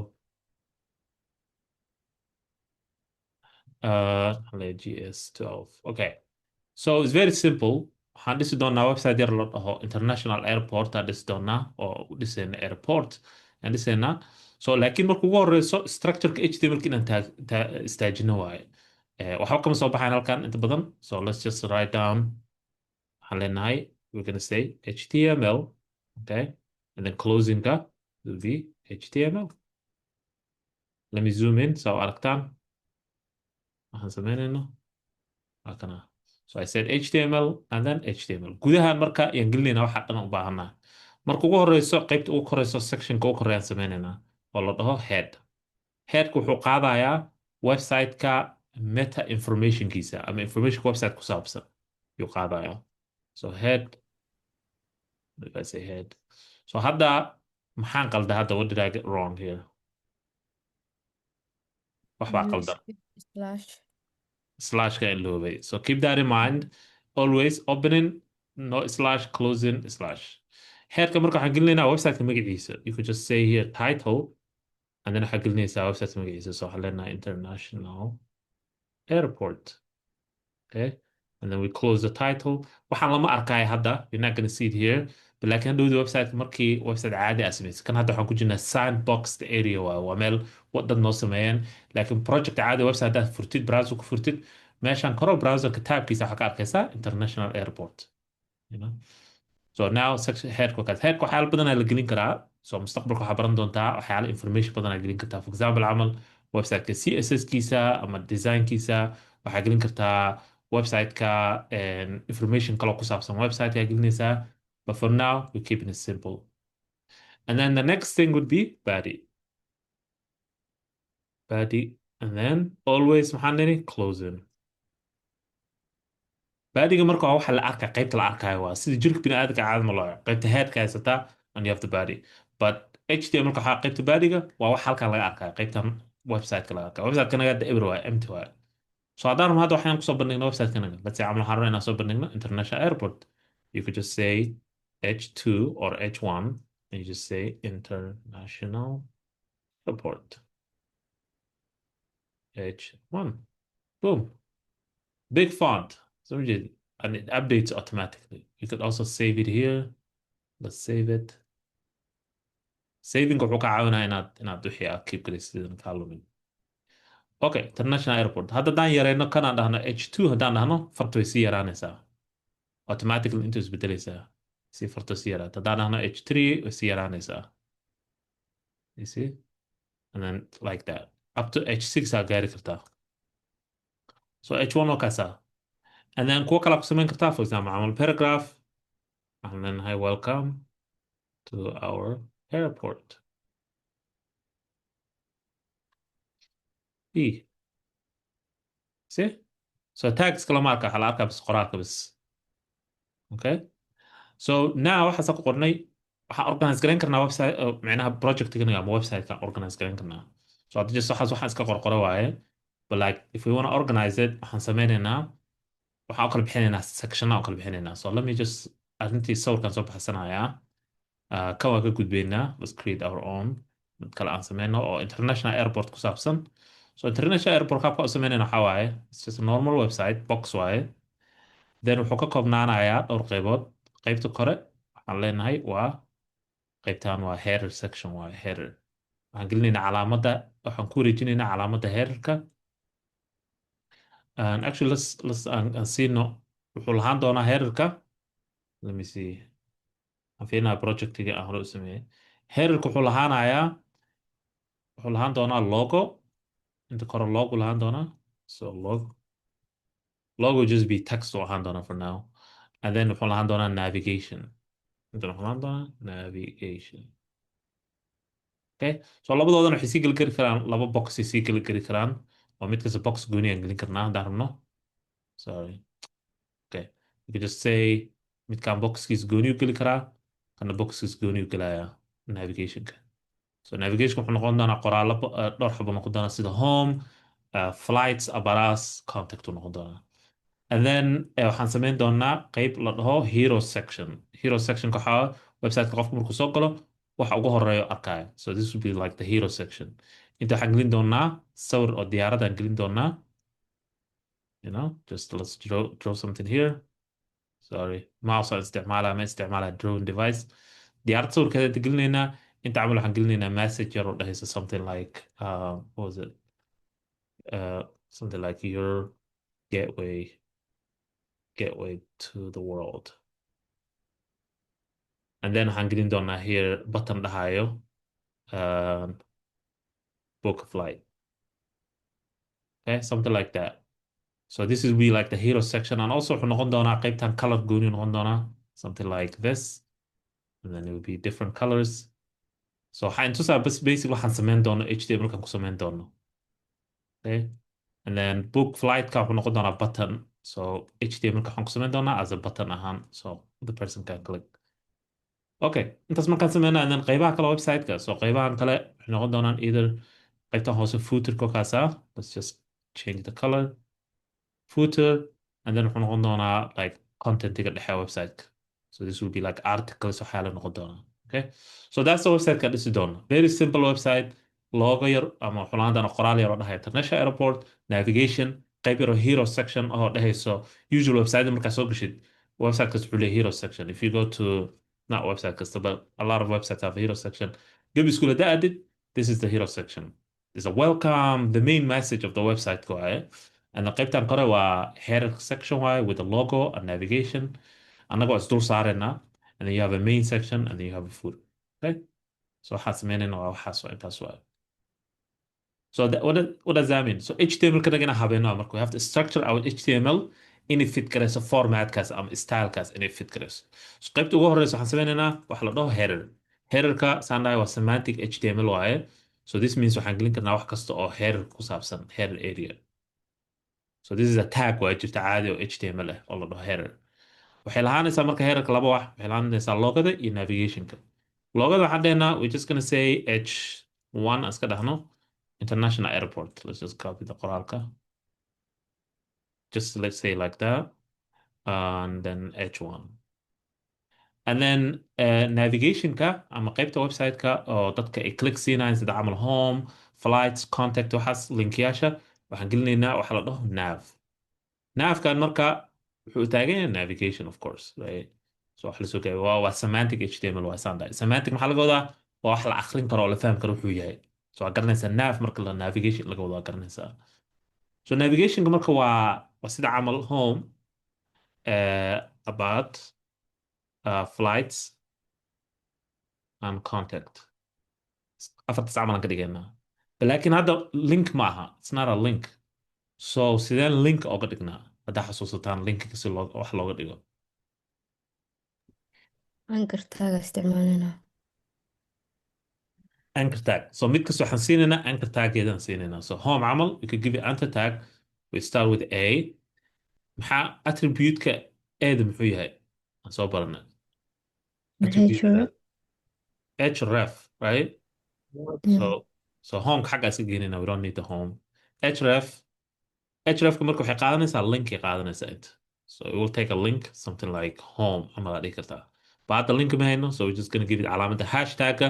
Hashtag wuxuu taagan tahay ama bound sign-ka, just placeholder ahaan waa laga wadaa. And then we close that, and then kan waxaan ka dib marinaynaa A. Haddaadan ka dib marinin A-da, waxaa dhacaysa, you see here how homeku blue u yahay, that means waa link waaye. By default HTML-ka linkiga waa blue, waana underline by default. Browser-ka sheegaysaas. Kuwaan kale link maaha, so we can't even click them. Kan laakiin we can click and see karnaa.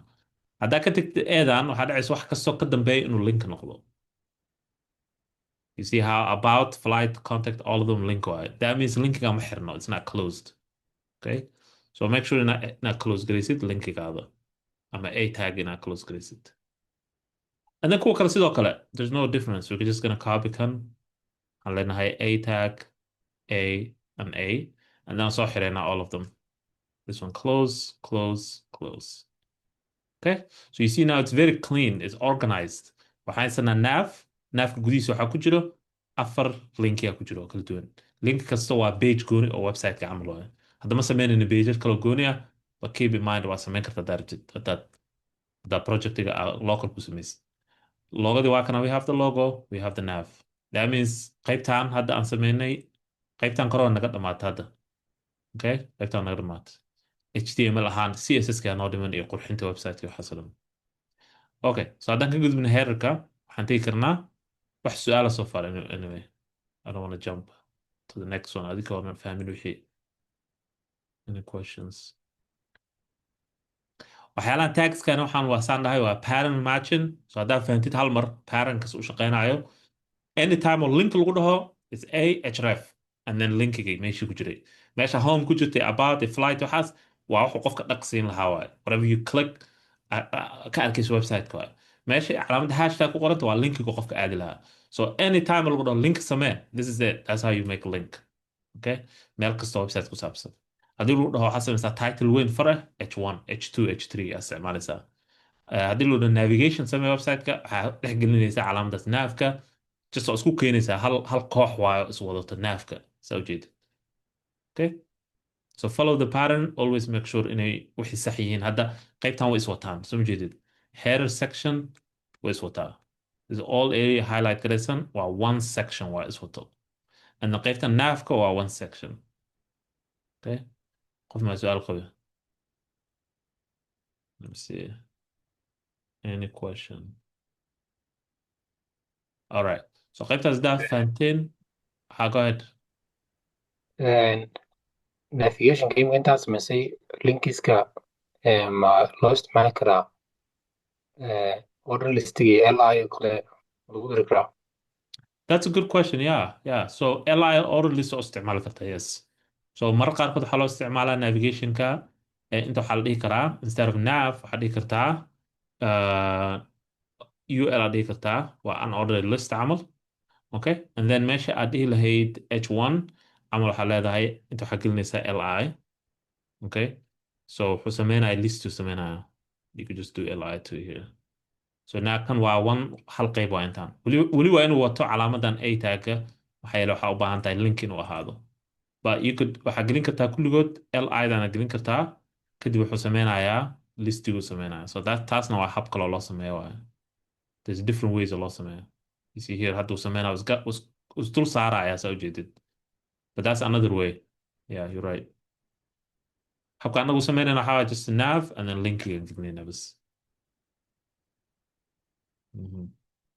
okay so sectionkaas waa sameynay now maxaa noo dhiman sectionka qaybtan oo hero sectionka noo dhiman hero sectionka asagana wuxuu u baahan tahay inaad u samaysid its own area ama sectionkiisa inaad u samaysid aad ka bixisid kuwan kale so asaga waxaan isticmaalaynaa wax la dhaho div so because asaga ma ahan headerna ma ahan mana ahan meel oo badigana ma aha so waxaan isticmaalaynaa element la dhaho divkan wuxuu naga caawinaya inaan dhexgelin karno wax kasta aan dhexgelin karno waa generic container la dhahaa anything aad dhexgelin kartaa gudihiisa waxyaala badan aad gelin kartaa so waxyaalaan gelinayna waxaa ka mid ah of course waxaan u baahannahay sawirkii oo airportiga ama diyaarad sawir aan u baahannahay iyo waxaan u baahannahay qoraalka meesha ku yaallo so waxaan u baahannahay sawirku muxuu ahaa yaa xasuusto haddaan sawir gelinayno yaa xasuusto taggaan isticmaalayno image like this IMG. sorry IMG okay you're right IMG I need to disable my I'm gonna close my WhatsApp groupyo badan ay jiro arday kale oo soo wacay okay IMG okay so IMG waxay leedahay attribute yaa xasuusta attribute-ki lahayd SRC. SRC yep SRC source u taagan tahay micnaheedu waxaa sawirka meeshu ku jiro waaye that means inaan soo raadsana waa sawir oo diyaarad or something yeah an airplane sawir diyaarad aan soo raadsana waaye so let's find a picture of an airplane something like this something simple I don't know there maybe so sawirka you click it and you say copy image address waa inuu u dambeeya something like img inuu u dambeeya something like jpeg or something like that jpeg u dambeeya kan so linkigan la soo qaadanaynaa we go back to our code src is equal to intaa gelinaysaa marka linkiga sometimes aad u dheer yahay so waa gaabin kartaa linkiga waxaa jiro hab loo gaabiya linkiyaasha and then waa soo xiraysaa you just close it and boom we have sawir haysanaaba aad u weyn soo ma it's very big so there's a way loo yareyn karaa jiro hab loo yareyn karo habka loo yareyn karo waxaa ku daraysaa another attribute oo la dhaho widthka marka waxaa rabtaa ka dhigi kartaa let's make it like 200 aan ka dhigno 200 pixels u taaganta taas okay 200 height-ka waa bedeli karta daartid waxaa dhigi kartaa attribute kala ku daraysaa la dhaho height so I think 200 is okay maybe 250 so waxa ma qurxano sababtoo ah CSS weli maan isticmaalin so it doesn't look nice but this is what it's supposed to look like the website let me show you suu ekaan lahaa saan ka rabna inuu egyahay website let me just zoom out first saanaan ka rabnaa inuu ekaado website malaa sawirka kuma jiro sorry but this is what it's gonna look like markaan dhamaystirno website saan u ekaan doonaa inta sawirka kasoo baxaayo hadda we don't have the picture let me just replace sawirka horaa isticmaalaa expire noqday just grab kan waxaan leeyahay I'm just gonna say waxyaalaan kalena hoos nooga dhig kana waxaan leeyahay sawirkiisaan bedelayaa okay there so saan u ekaana markaan dhamaystirno websiteka okay keep that in mind waxaan rabaa inaad fikrad ka haysataan inta aan hore usii soconin okay so let me just move this guy out of the way okay so sawirka soo gelinay now maxaa noo dhiman qaybta qoraalka qaybta dhehaysay your way to okay your gateway to the world qoraalkaasa nooga dhiman qoraalka waxaan dhex gelinaynaa asagana within calaamadan divkan gudihiisa waxaan dhex gelinaynaa div kale maxaa lama rabno waxaan rabnaa qoraalka inuu asaga isku imaado dhowr qoraal waaye marka waxaan rabnaa hal container inuu leeyahay qoraalkaas so div kalaan gelinaynaa asagana so qoraalada marka waxaan sameynaynaa waa midka ugu horeeya waxaan ka dhigaynaa h2 iska dheh waxaan leenahay let me copy that your gateway to the world h2 and then we'll close aan leenahay h2 and then waxaan gelinaynaa paragraph so p tag qoraalka waxaa waaye something like experience seamless journey something like that and then paragraph p tag okay so qaybtan way iswadataa waa one section waaye waxay ku dhex jirtaa diffkii aanan sameyno kore so let me remove the space here let me remove the space here okay intan waxaan gelinaynaa button so html markaad daarti inaad wax button gelisid you just say button like that and then inta waxaan gelinaynaa book a flight inaan soo xiraynaa button element waxaa jiro la dhaho button so as you can see now haysanaa your gateway to the world oo far waaweyn ah maxaa yeele waa h2 okay and then your experience seamless journey waa ayadana waa paragraph and then button so this whole section hero area oo naga dhamaata hadda as html ahaan css ka waxaa nooga dhiman weli lakin this is the hero area okay hero section wax su'aal any questions just close this too wax su'aal the hero section okay so we have the hero section okay all done now waxaa naga dhiman qeybaha kale so qeybaha kale san sawirka halkaan kasoo qaadnay waa kana qeybta sectionkan qoraallo ku jiraan iyo footerkee naga dhiman so labadaas iska dhamayno and then we're done with the qeybta html-ka waxaan ku daraynaa maybe like a form yaraan ku daraynaa si aad u aragtaan iyo waxyaalahaas sida u shaqeeya formska so qeybtaas oo naga dhamaatay now qeybtaan ku xigto waxaan isticmaalaynaa tag kale taggaan isticmaalaynaa la dhaho section qaybtan waa qayb qoraal ah oo paragraphs waaye oo just na tusaayo sidai u ekaan lahayn wixii let me see if I can bring back sawirkii let me zoom out waa kana so fly with us waa one paragraph waa one section plan your flight waa one section and then we have contact us or form and then footerka okay so labadan iska dhameen isku egiin saa ujeedid it's just exact same thing qoraalka basi ku kala duwan yihiin so let's create those two okay so inta waxaan leenahay section waa soo xireynaa make sure always you close section sometimes spelling dadka khaldaan too so haddii asaan u qortay camal section that wouldn't work kuma shaqeynayso so make sure exactly spelling inuu sax yahay labada isku mid yihiin midda kale markaa mid dhagsiso midda kale highlight gareynaa oo la xiriirto ujeedaa so if we click this one it highlights this one underlines aan ka wadaa kan haddaan paragraphka haddaan diffkan dhagsino kan la xiriiro oo connection kula leeyahay iyo underline ku sameynaa you see here so kaas waa isticmaali kartaa too kan haddaan click siino kanaa la xiriiraa h2 kan la xiriiraa okay so mid kasta waa inuu leeyahay closing haddaan closing lahayn ma shaqeynayso wixii so waxaan sameynaynaa sectionkan waxaan siinaynaa h2 waxaan leenahay fly with us waaye h2 gan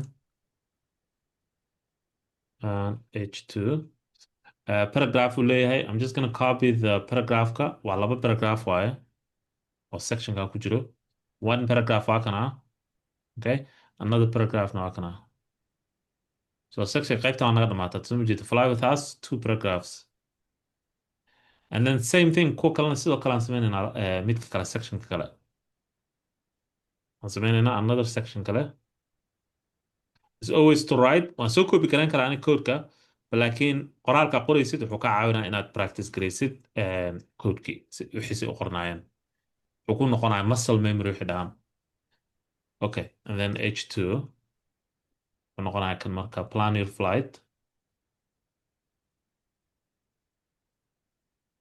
h2 and then paragraphiska I'm just going to copy the paragraphs so that they're in as flying flight and then two paragraphs all right and then section ku xigo labadan section markaan ka baxno waxaan samayn karnaa waxaa ku xigo qaybta contactiga contact formka ku xigo so formska si loo sameeyo baranayna html-ka meeshaan so pay attention maxaa yeelay formska muhiim waaye dhinaca html-ka so waxaan sameynaynaa section gooni ah oo loogu talagalay formska ama qaybta contact us-ka leenahay section okay annaga gudahaan waxaan gelinaynaa marka title aan u sameynaynaa let's do h2 waxaan leenahay contact us and then h2 inta waxaan sameynaynaa marka formka inta sameynaynaa so tan pay attention waa waxyaalaha ugu muhiimsan ka mid tahay markay noqoto html-ka in aad baratid sida formska loo sameeyo so waxaan leenahay un bese inta form aan ku bilaabeynaa course waa soo xiraysaa form let me make sure inaan save garaynayo isbedelada okay form waa soo xiraysaa let me zoom in form anaa formka markaa basically wuxuu lahaanaa qaybo kala duwan wuxuu lahaanayaa label iyo input wax la dhaho labelka waxaa waaye inputkaas magaciisa so hadduu yahay first name or name wuxuu noqonayaa inputka so waxaan leenahay label to keep it simple let's do label waxaan leenahay name okay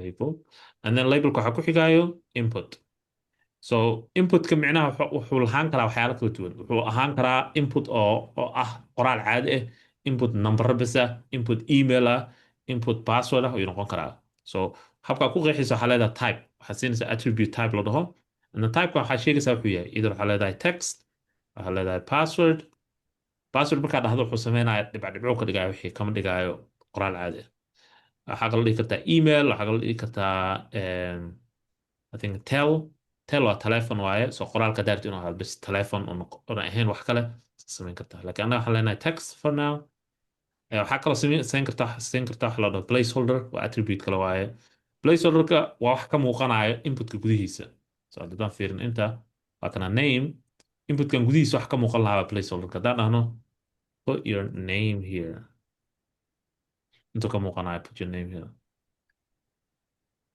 waa waxa backgroundka ahoo lagu dul qori karo waaye and then waan soo xireynaa so inputka is another one of self-closing by the way self-closing so imageka self-closing ahaa inputka waa self-closing okay ma ahan ma soo xiraysid mid kale input kale ma qoraysid slash input so meel ku qoro markii lagu dhaho maxaa html-ka maxaa exceptionka maxaa waa kuwaana lahayn closing tagga inaad dhahdid something like image input kuwo kalena way jiraan dhowr xabo kalaa jiro waan markaan gaarinaan idin tus doonaa laakiin hadda waxaa barateen image iyo input ma lahan closing tag waa self closing aa la dhahaa okay so I hope inaad qoranaysaan notes because if you're not writing notes then see ku xasuusanaysaan wixii aan ka hadalnay I mean video dib u daawan kartaa but like it's always good adiga ereydaad inaad ku qoratid wixii so inputka marka same thing aad kusoo celinaysaa so kan waa name and then you could just say email label kala samayn kartaa la dhaho email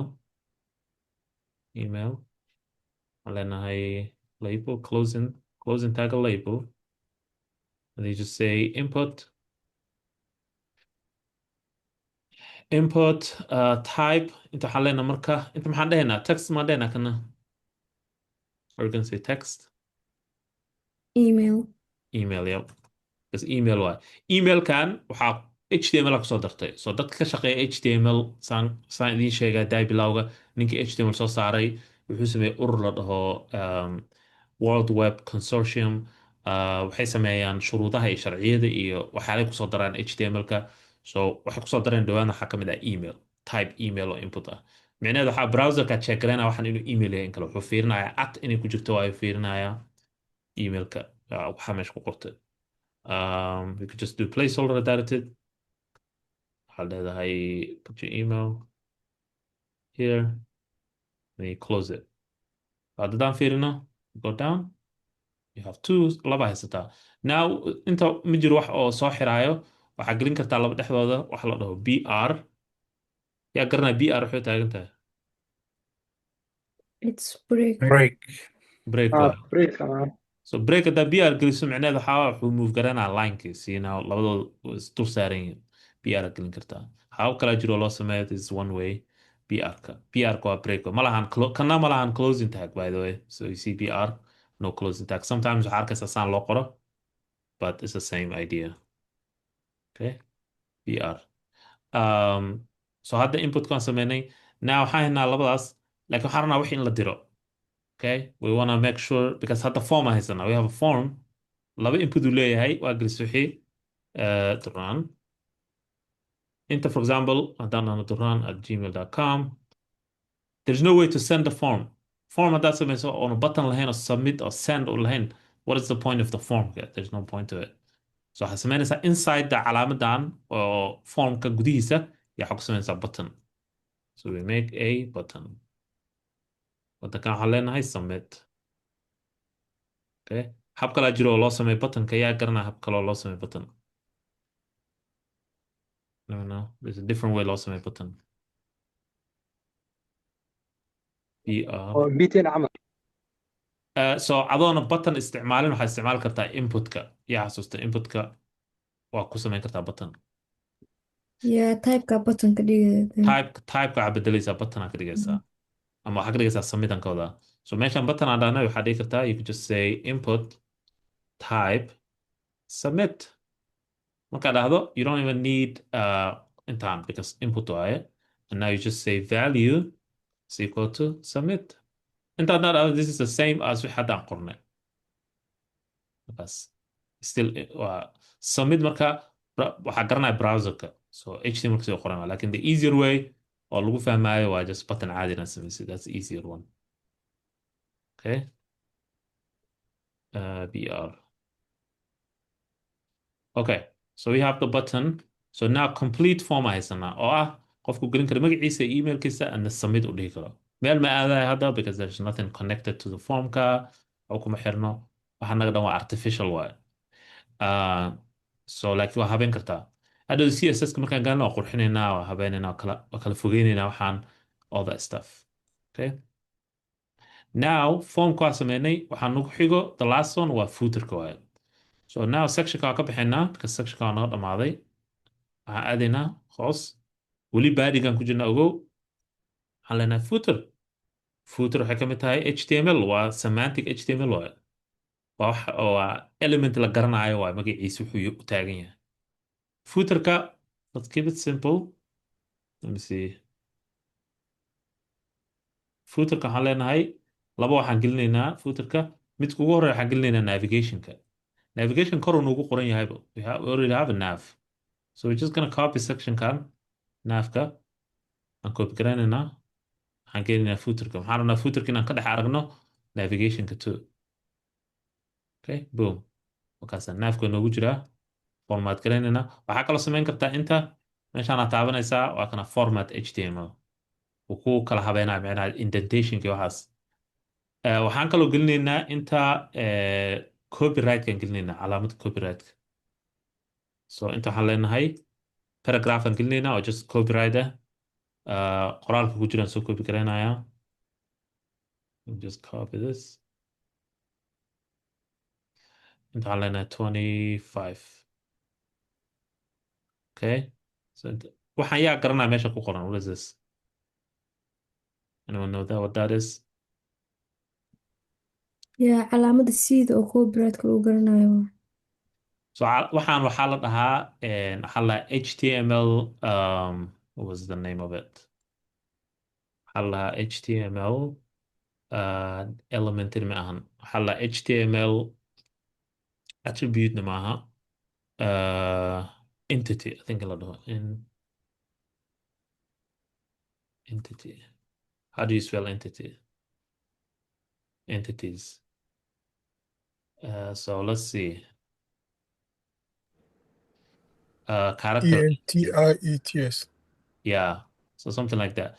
So HTML entities ala dhaha. Macnaheedu waxaa waaye waa xarfo oo isku dhex yaacsan oo wax soo saarayo. So tan camal waxay soo saaraysaa calaamadii at. So markii hadda haddaan fiirno, we can just look at it right now. Calaamadan soo saaraysaa at maaha waa copyright sign. Copyright sign haddaad rabtid inaad soo saartid waxaana qoraysaa uncopy semicolon. Okay, so kuwa waxaa la entities la dhahaa waxay soo saaraan different things ay soo saaraan waxyaalo kala duwan oo kuwana soo jeedid. Haddaad rabtid inaad soo saartid calaamadan antan waxaad isticmaalaysaa waxaan nameka kana isticmaalaysaa daarti inaad soo saartid calaamadan whatever this is sent kana isticmaali kartaa ma jeedid waa kana isticmaalna copyright oo kaas waxaan la marka html character entities aa la dhahaa let me just send it waan soo dirayaa I don't have it but meesha waxaan soo gelinayaa zoomka linkigaan soo gelinayaa okay all right um, so cus entities alla so just keep in mind inay jiraan barnaamijyo noocaasa waxaan waxa iska qashan ma ahan waa wax jiro waaye oo shaqo qabanaa gooni ah so copyright ko kaasa we did the copyright so footerkan waa haysanaa footerka we're done so html markii la dhaho hadda we're done html ahaan website-kanaga is good to go website-yada waagi hore 1993 95 saana u ekaan jireen waxay ahaan jireen eber qof kusoo gaaray early 2000s website-yada waxay u ekaayeen qoraalo bas ma ahayn wax oo like colorful oo khatar ah ma ahaan jirin right so html waa kana so waxaan sameynaynaa we're gonna set up the css-ka but before that wax su'aala any questions markay noqoto html-ka waxyaalahan aan isticmaalnay saa iskugu xirnay section aan iskugu xirnay any questions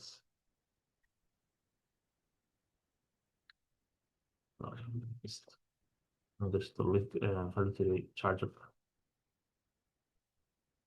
okay so sectionada inaa hafaantid section si iskugu jiraan waxay isku hoos jiraan h2ga formska inaa fahansan tahay header area h1 navka waxaan dhan inay iswataan inaa fahansan tahay kulli inay ku hoos jiraan badiga head waxa la dhan inuu jiro html-ka inay wax ka dhan ku hoos jiraan micnaha structure kabka u habaysay inaa fahansan tahay muhiim waa taas okay isaga kaa dhex daadanin arday badan waxaa jirta horay soo martay oo iskaga dhex yaaceen wixii oo qoraya waxay qorayaan laakiin ma qorayaan closingkii and then waxyaalo badan ay qorayaan and then wax dhan isku dhex daadan marka make sure inaad si clean u qorto oo iska kaa dhex daadanin make sure so haddaa header qortid make sure headerka inaad soo xirtid wixii ku dhex jiro dhanna aa habaysid follow garee projectigan kan waa idin siin doonaa examplekan assignmentigan idin siin doonana wuxuu la mid yahay kan so haddaad fiirin kartid projectigan assignmentigan aad fiirin kartid adhigi kartid waa samayn karaa then you good to go intaas le wax dhan iska kaa dhex daadan okay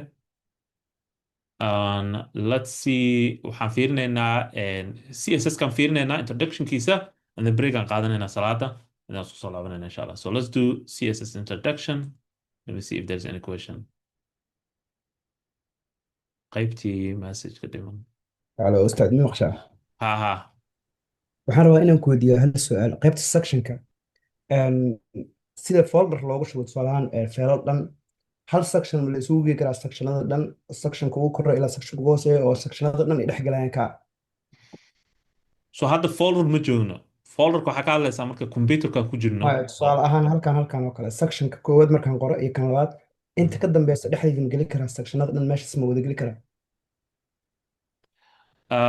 waa inaan kala bixino wax maxaa yeele remember qaybtan way iswadataa fly with us iyo paragraphskeed way iswataan marna inay kuwa kale ku dhex yaacaan marna isku dhex yaacaan so qaybtan section waaye qaybtan waa section saas u kala habeynayna waa organizational le waaye bas waxaan organize garaysanaynaa hadhowda markaan css ka gaarno arkaysaa muhiimaduu leeyahay inay waxay kala habaysan yihiin ay qaybo ku jiraan saas maa kowde leedahay hal section bis ma isticmaali karnaa wax oo dhan hal section ma isticmaali karnaa ma leedahay maya waxaan ka wadaa tusaale ahaan sectionka ugu koreeyo hal section aan sameynaya kadib wixii section oo dhan aan gelinayaa si haddii aan u baahdo in aan hadhow css wax ka bedelo halkaas meel bas aan selector ahaan aan u isticmaalo yes you're right taas waa samayn kartaa taas waa samayn kartaa laakiin waxaan rabnaa inaan kala bixino fly with us qaybtan qoraaladeeda iyo inaan kala bixino plankan saasaan u isticmaalnaa laba section just waxaan rabnaa inaan hadhowdii mid kasta gooni yahay waxaan siin doonaa wax la dhaho css-ka waxaan ka siin doonaa class iyo waxaasaan siin doonaa so waan kala bixin lahaa waa moogi haddii isleeyihiin oo let's say camal kulli iswataan waa samayn kartaa waxaa kaloo samayn kartaa sectionkana waxaa dhex gelin kartaa div aa dhex gelin kartaa so kana daartid inay wax dhan section ku jiraan qaybtan waxaa gelinaysaa div gooni ah saanaa leedahay div aa gelinaysaa so divkan wuxuu wataa waa qaybtan waaye so div aa leedahay closing div and then now div kalaa samaynaysaa oo loogu talagalay plan your flight so qaybtan dhanaa soo koobi karanaysaa ayadoona section wadanin div aa dhex gelinaysaa so kulligood marka waxay soo dhex galayaan section taa waa samayn kartaa. That's another option kale waaye. The thing about web development waxaa waaye habab badan oo wax loo sameeyaa jiro. Habab badan oo wax loo sameeyaa jiro. So one way ma jiro. Marka saasna waa samayn kartaa. Mhm. habka ani idiin baray ma aha habka uu kusoo degay ma aha. Waxyi ma aha. Waxa waaye waa hab aniga aan doortay. Adiga hab kale u samayn kartaa. Website kale arkaysaa habab kale u sameeyaan. So waxaan idin baraya un hal hab, and then habab kale waad practice gareyn kartaa haddaad rabtaan. Meelaha haddaa ku aragtaan. Okay. Any questions? Okay. Let me see waqtiga salaada. Waaba la joogaa, hadda la joogaa. Let's go and break qaadana yar, then CSS ka usoo laabano. So CSS kan dhamaystiraynaa, and then we're done inshallah. CSS ka markaan ka dhamaano, assignmentiga ayaan tusayaa oo isbuucan waxaa linka raba soo socdo, kadib wixii su-aalan ka jawaaba, and then we're done inshallah. So let's take 10-minute break kale, and then aan isku soo laabano. Salaad soo tuko adaartid. I know dad badan oo Minnesota joogina jiro, so let's keep that in mind too inshallah. So I'll see you inshallah 10 minutes, and then CSS kan dhamaystirayna inshallah.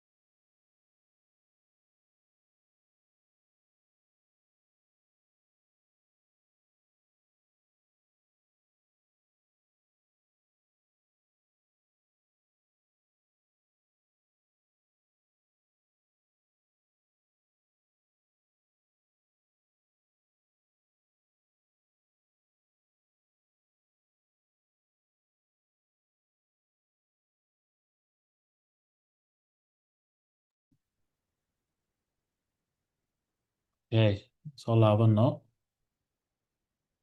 I don't know what's going on. Okay, soo laabta. All right, so waa maqashaan aan filayaa. Hadda waxaan dul marnay HTML-kii, waxaan dhisnay page HTML aan ku dhisnay, footer, header, waxaan dhisnay input oo form input aan dhisnay, iyo formka inputkiisa, section aan u kala qaybinay, div aan u kala qaybinay, waxaas dhan waan sameynay. So hadda waxaan gelaynaa markaa waxaan website-kan soo egyahay inaan qurxino, aan habeeno. Okay? So waa maqashaan aan filaa. Can you guys hear me? Yes, yes. Yes, yes. Okay, thank you. Okay, so CSS ka hadda gelinaa marka. What is CSS? Waa maxay CSS? So let's do a quick introduction CSS waxay tahay. CSS-ka waxay la shaqeysaa HTML-ka. Waa labadooda isla socdaa mar kasto. Maxaa yeelay HTML-ku waa wixii lafaha aan istaajinayna hadda iyo structure-kii, and then CSS-ka waxaa waaye styling-kii, qurxinta website-ka. Okay, CSS-ka waxay u taagan tahay xarfo la soo gaabay u taagan cascading style sheets. Cascading style sheets u taagan tahay. Ereygan cascading micno uu sameynaya CSS-ka waan fahmi doonaa micnihiisa wuxuu taagan yahay dhowdi. Waxaa loo isticmaalaa in lagu style gareeyo HTML pages oo loogu talagalay. Ninkaana soo saaray Hakan Wormley 1994. Of course, HTML waxaa la soo saaray 1993 camal.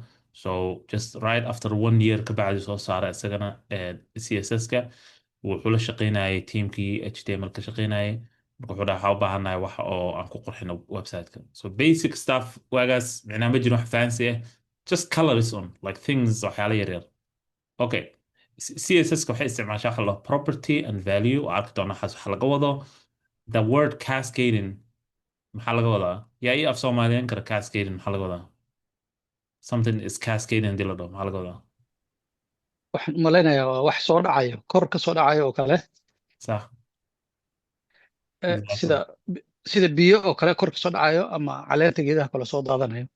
Yes.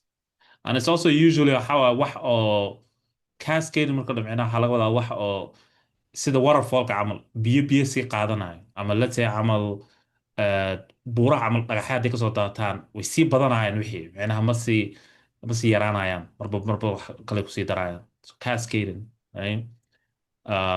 So badanaa hadda aragti buuro wax kasoo daadanaya ama snow ama something is usually cascade wax daadanaya waa waterfall badanaa loo isticmaalaa.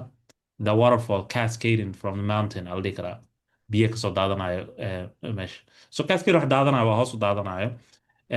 So cascading means styles applied to the parent element will also be applied to the children element.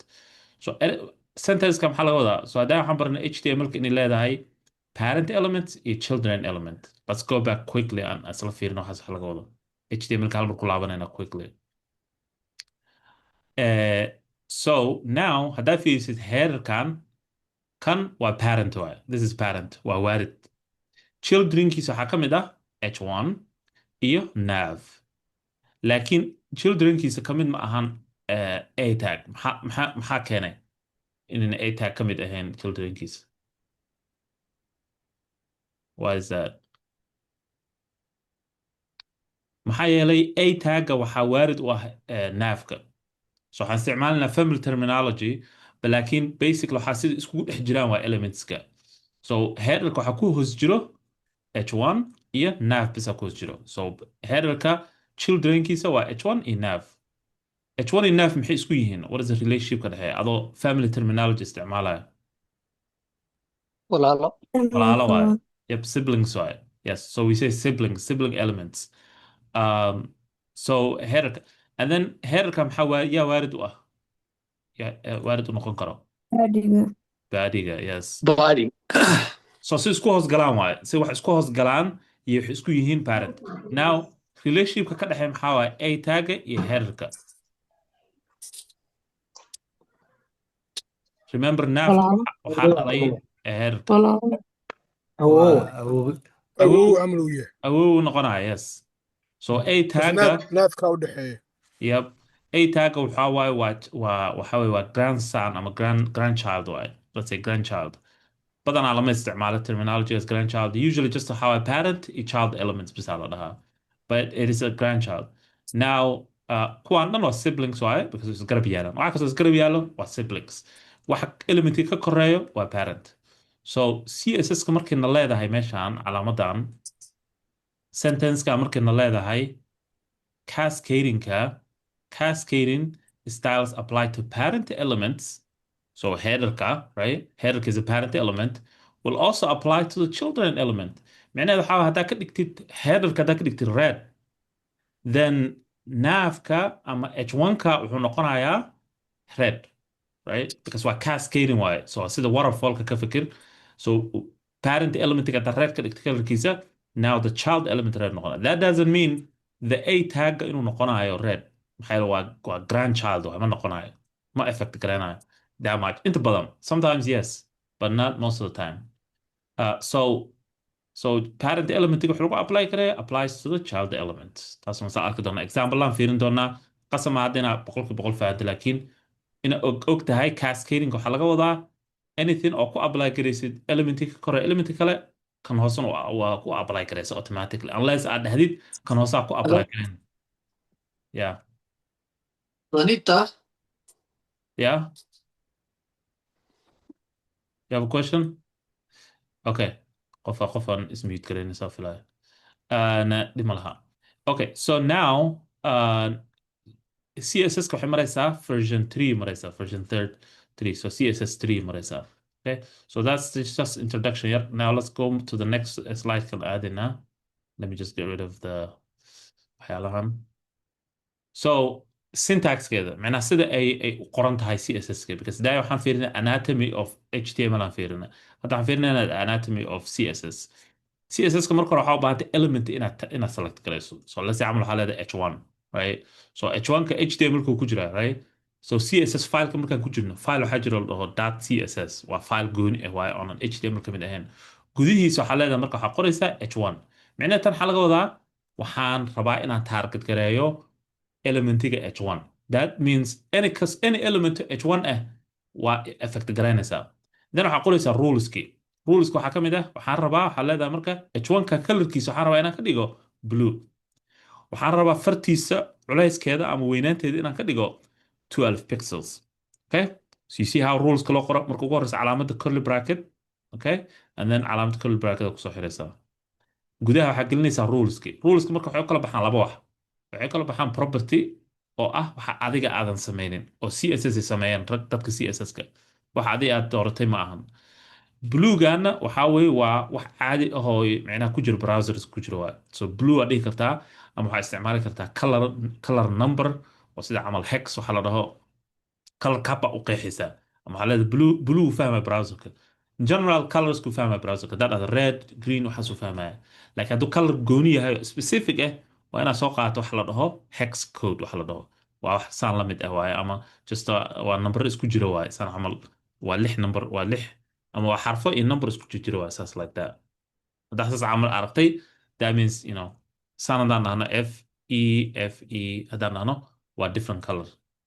so haddaan dhahno 0000 60 haddaan dhahno I think that's 50 60 haddaan dhahno it means waxa weeye waa black haddaan dhahno ff waana fiirin doonaa what does that mean ff maxaa laga wadaa white wide laga wadaa so kuwaas hexaa lahaa hal mar aan fiirin doonaa quickly mar kale laakiin muhiimadda hadda u baahantay inaad ogaatid waxaa waaye CSS waxay leedahay waxa la dhaho property and value waa kana property and value so font size san inaad qortid waa calaamadaas inaad dhex marisid waa font size ayagoo badanaa jira marka so waa idin siin karaa referencega all the CSS maxaa la dhihi jiray ruleska so these are called rules so ruleska marka colorka waxaa bedeli kartaa colorka waxaa bedeli kartaa backgroundka waxaa bedeli kartaa maxaa la dhihi jiray culayska farta boldigeeda waxaas everything aad bedeli kartaa CSS-ka waa sida camal adigoo ku jira word document and then waxaa bedeli kartaa backgroundka waxaa bedeli kartaa saas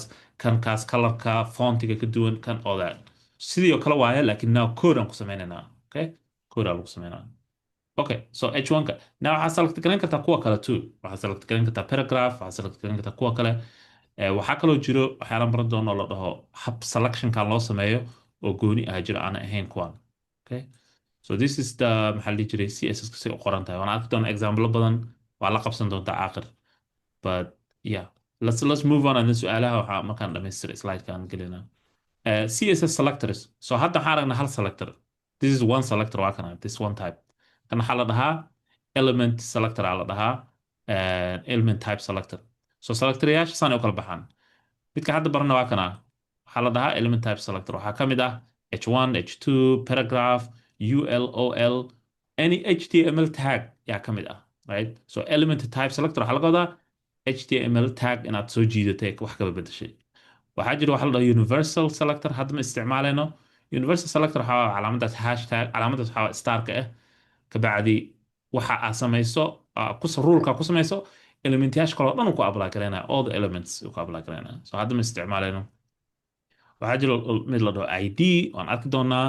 ID-ga waxaa lagu gartaa calaamadan poundka. waxaa kaloo jira mid la dhaho class selector oo asagana dhibicda lagu garto. So class selectorkan badanaa aad isticmaali doonaa, iyo maybe element type selector. ID-ga marmaray dhifaan isticmaalaynaa, not all the time. Universal selectorna aad looma isticmaalo. Okay, so kuwan waxaa marka selectors kala duwan waa categories u kala baxaan waaye habka HTML-ka loo select gareeyo. sidee HTML-ka iyo CSS iskugu xirmani karaan? Okay, there's two ways, there's three ways, but there's main two ways. say iskugu xirmani karaan. waa kana HTML page waa kana. So the typical HTML page, you have header haysataa, header section ama head section aan ka wadaa, and then you have the body. Okay, so CSS ka daarta inaad ku xirtid waxaa samayn kartaa habka internalka ah. This is called internal. yaa la dhahaa. habkana habka maaha, habka fiican maaha, habka waxaa aan fiicnayn. waxaa samaynaysaa element, waxaa samaynaysaa lo style. yaa samaynaysaa element styleka gudihiisa waxaa gelinaysaa CSS kaadi. So this is your CSS. waa kana. I can just change the color if we want. CSS ka halkan waa kana CSS kaadi. CSS ka hadda ruleka marka wuxuu samaynayaa, wuxuu select garanayaa badiga, which is this one, and then wuxuu bedelaya background red ka dhigaya. So that's a rule. And then you see the curly bracket, calaamada curly bracket always, you never forget that. So this one waxaa la internal, macnaheedu waxaa waaye CSS ka waxaa lagu qeexayaa fileka HTML-ka gudihiisa. ma rabno taas, we don't want that. waxaan rabnaa inaan ka bixino oo file gooni ah oo la dhaho .css, something like style.css la dhaho, inaan gelino shuruudaha CSS ka oo dhan inaan gelino. taasna waxaa waaye tan hadda noogu xigto. Let's look at it. So tan waxaa la marka external la dhahaa. This is called external type.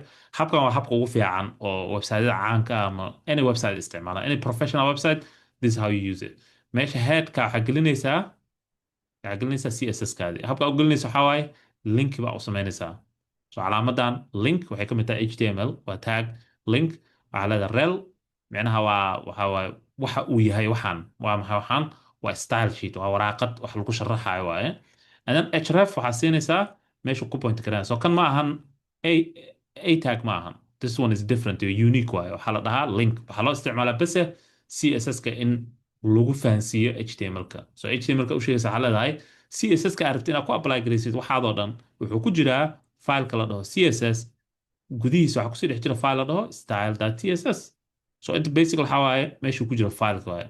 and then waxaa soo baxay marka file weyn oo la dhaho waa style.css waaye kan marka.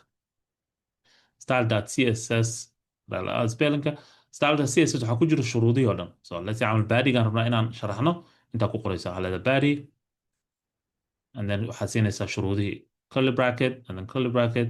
inta shuruudihi ku qoraysaa marka CSS-ka ahaa. sidoo kale hadduu jiro paragraph h1 waxaas dhan intaa ku qoraysaa. now marka wixii inta ku qortay waxay ku apply garaysmayaan inta HTML-ka ku apply garaysmayaan, sababtoo ah waxaa u samaysay link baa u samaysay. saas waa marka si la iskugu xiro labadooda. so file gooniya jiro iyo file. maanta waxaan ku isticmaalaynaa code ben website-ka. ma lahan file gooni ah, laakiin markaan ka baxno code benka oo project caadi samaynaysa computerkaada, laba file aad samaynaysaa. file la dhaho HTML iyo file la dhaho CSS aad samaynaysaa. saas iskugu xiraysaa marka. okay, so this is the right way oo la iskugu xiro. okay, waxaan kaloo baran doonaa box model. kan I think waa usoo laaban doonaa. let's come back for that one. markaan qorno wax code arki doontaa inaan u baahantahay kale dib aan ugu laabanayna. so far wax su'aalina questions so far. general idea of CSS ka waxay tahay wax su'aal ma qabtaan? Okay, let's write down the code. So waxaan ku laabanaynaa HTML ka meeshaan ku laabanaynaa code lagu qoraayay section dhan waxaa jiro loogu talagalay CSS ka. That's right here. Okay, so that's easy way. Barnaamijkan code binaan noo fududeynaya laakiin adi marka computerkaa ku samaysanaysid laba file aad samaynaysaa mid la dhaho style.css iyo mid la dhaho let's say camal index.html adaa isku xiraysaa. Okay, kan laakiin uma baahna isku xir waxaas already isku kaan xiran yahay. Now marka waxaan rabnaa let's see qof inuu iga caawiyaan rabaa. Waxaan rabaa inaan target gareeyo h1 kan inaan ka dhigo let's say let's make it blue camal or red some color. How do I do that? meesha CSS maxaan ku qoraa inta waxaa qoray h1 h1 selectorka aye kadib waxaa qoray curly bracketka mhm attribute-ka okay oo color ah yep so waxaan qoraynaa marka we're gonna write ruleska sharciyadii oo lagu bedelaya colorka yes so color kan waxaa la marka this is property ala dhahaa that's called property color Yeah.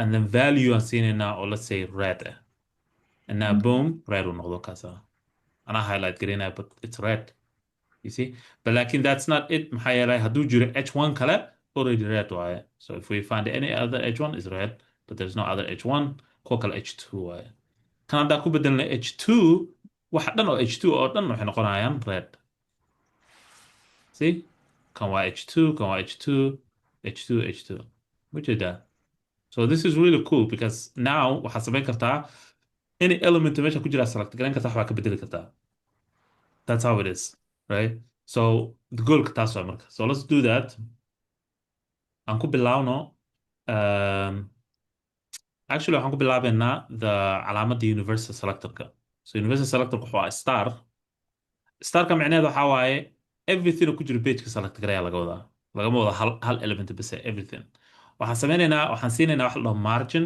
iyo padding waan dib aan ka fahmaynaa waxay yihiin let's give it margin oo zero ah marginka waa ereyga wuxuu leeyahay camal marginka waa geesaha kore waaye paddingna waxa weeye gudaha waaye waan fahmi doonaa markaan box maralka aan idiin sharaxo zero isagana waxaan ka dhiganayaa zero and then waxaan sameynaynaa waxa loo box sizing kan waa idiin sharaxayaa in a minute box sizing waxaan siinaynaa value loo dhaho border box okay so waxaan maxaa laga wadaa tan waxaa laga wadaa margin waa hab basically dib haddaan u laabano box modelkii let's go back to the box model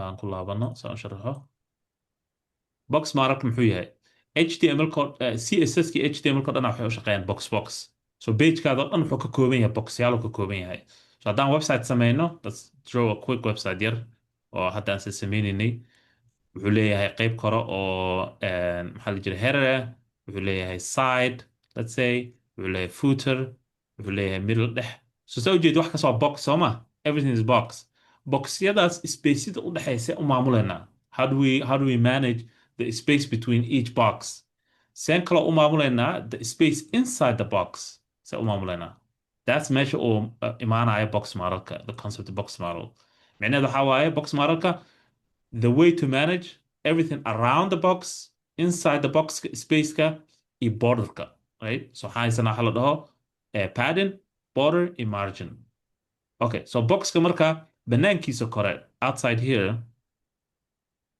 banaankiisaan kore like spaceka oo outsideka ka ah oo la bushgareynayo waxyaalaha kale space la siinayo waxaa ku maamulaysaa waa margin okay everything to do with outside waa margin everything to do with the edge ama cornerka boxka waa border right so everything to do with this cornerkan meeshan derbigan uu leeyahay asaga goonidu leeyahay waa border waaye everything inside marka gudihiisa so boxka gudihiisa waxaa ku jira wax so let's say camal waxaa ku jira something else ku jiro let me change the color waxaa ku jiro wax kalaa ku jiro so each box wuxuu leeyahay wax gooni ah so sometimes wuxuu leeyahay qoraalaa ku jiro waxyaalaha ku jiro gudihiisa see u maamulaysaa marka so let's say camal qoraal haysataa inta qoraalkaana waxaa rabtaa inaad waxaa rabtaa qoraalkan inaad ka bush galaysa derbiga so derbigu ku dhegnaanayaa oo the border ku dhegnaanaya how do you give a space between the qoraalka iyo borderka waxaa isticmaalaysaa padding right so margin is outside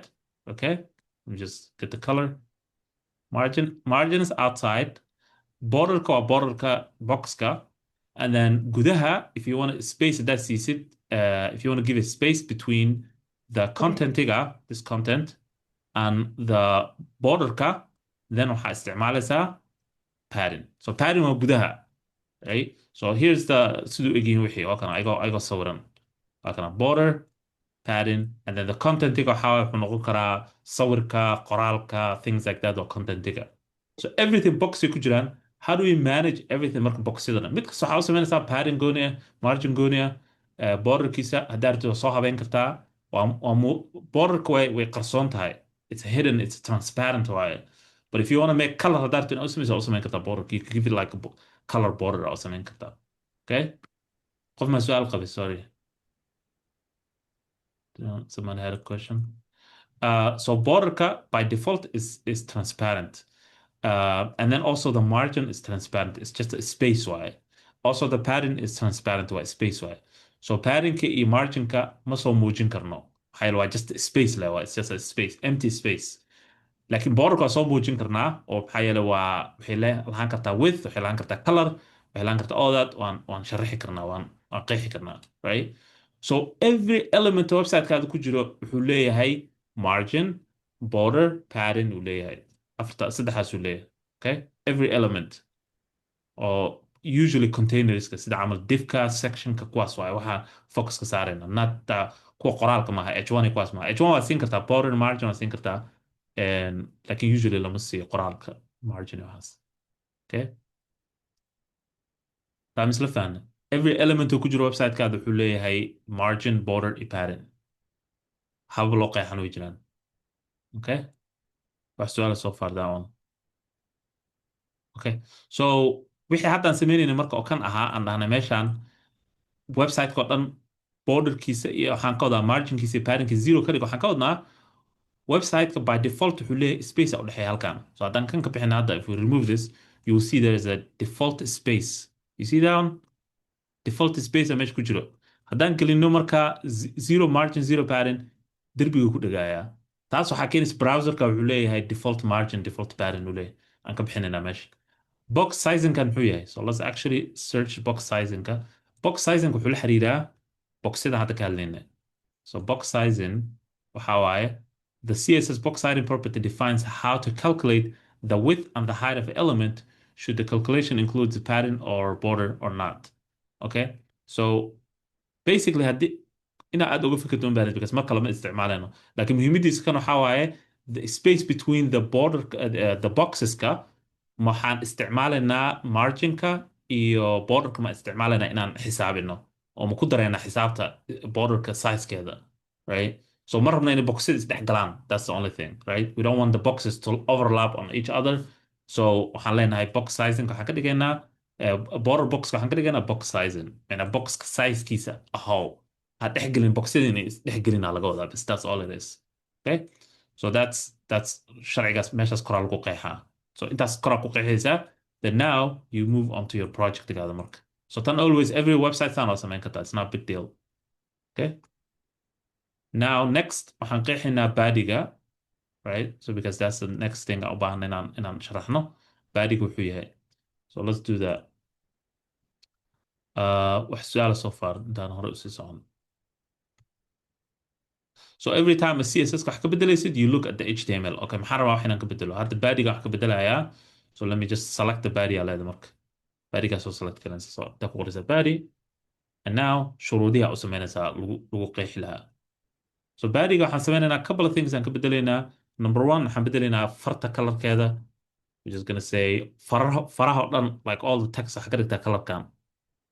Color يرى حاجة يرى حواي and black أهين it's a little حكوجر gray. It's not a big deal. It's just قرحين لواي really. Font حنبدلنا font family وحلقها. font family waxaa afarta noocay tahay waa taqaanaan from Microsoft Word font family waa bedeli kartaa, right? Sidoo kale CSS kan waa bedeli kartaa. You can change it here. Arial aan ku bedelaynaa, let's say. waxaa kaloo samayn kartaa backup font samayn kartaa. So waxaan isticmaalaynaa backup as a sans serif. Backup waxaa waaye in case Arial ay shaqayn weyso sans serif isticmaal waa laga wadaa. So you see fartanada xoogaa yar ka yara duwanta sida hore. Also make sure every time a rule aad samayso calaamadan samee column inaad gelisid waaye haddii kale ma shaqeynayo so hadhowda haddii assignment-gaada ka shaqeynaya haddaa iloodid mid micnaheeda waxaa waaye ma waxbaa ilowday right so and also make sure ruleka markaad samaysid ama waxaan ka wadaa property-ga calaamadan column-ka ku jiro meesha column right? So waxyaala yar yar waaye remember waxaa yidhi bilowga markii qofku wuxuu yaqaan u baahan yahay waxaa waaye pay attention to details programming waa details waaye everything's about details so CSS markii la qoraayo every property column and then value and then semicolon okay all right waxyaala kale aan ku daraynaa let's do background color waxyaalaha intee laga helayaa let's go back to the references so waxaan leenahay w3 schools waxaan leenahay CSS tag references no, let's see CSS references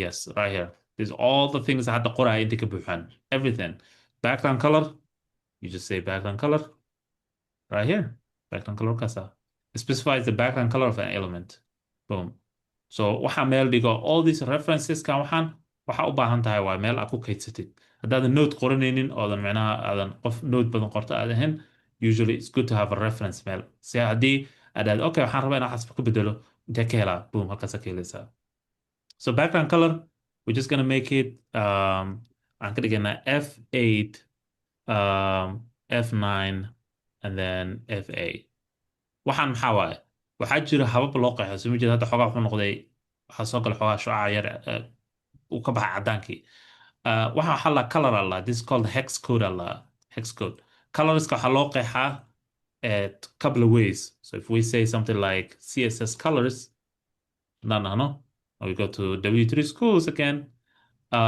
there's 3 ways oo loo qeexa colorska ama 4 ways there's 4 ways actually one way waxaa u qeexi kartaa colorka namekiisa magaciisa isticmaali kartaa you can use the name of the color and then most of the time browsers way fahmayaan so if we say something like haddaan dhahno meesha instead of waxaan isticmaalna if we say orange boom orange will noqonaya background you see you could say blue it becomes blue even hataa color roll isku daray hataa wuu noqon karaa like if you say something like light blue it becomes light blue right but sometimes waxaa rabtaa color aanan magaciisa aadan garanaynin yaa rabtaa then that's where ay imaanayso waxyaalahan la dhaho hexka right so kuwan colorska waa qeexi kartaa but like if you don't know the name you can just go to hex and then waxaad isticmaali kartaa hex code wax la dhaho hex code waa maxay hex code waxaa 6 xaraf waaye oo nambarri xarf isku dhex jiro oo qeexayo the 3 types of color waxaa la lahaa RGB 3 types of color computer ku fahmayo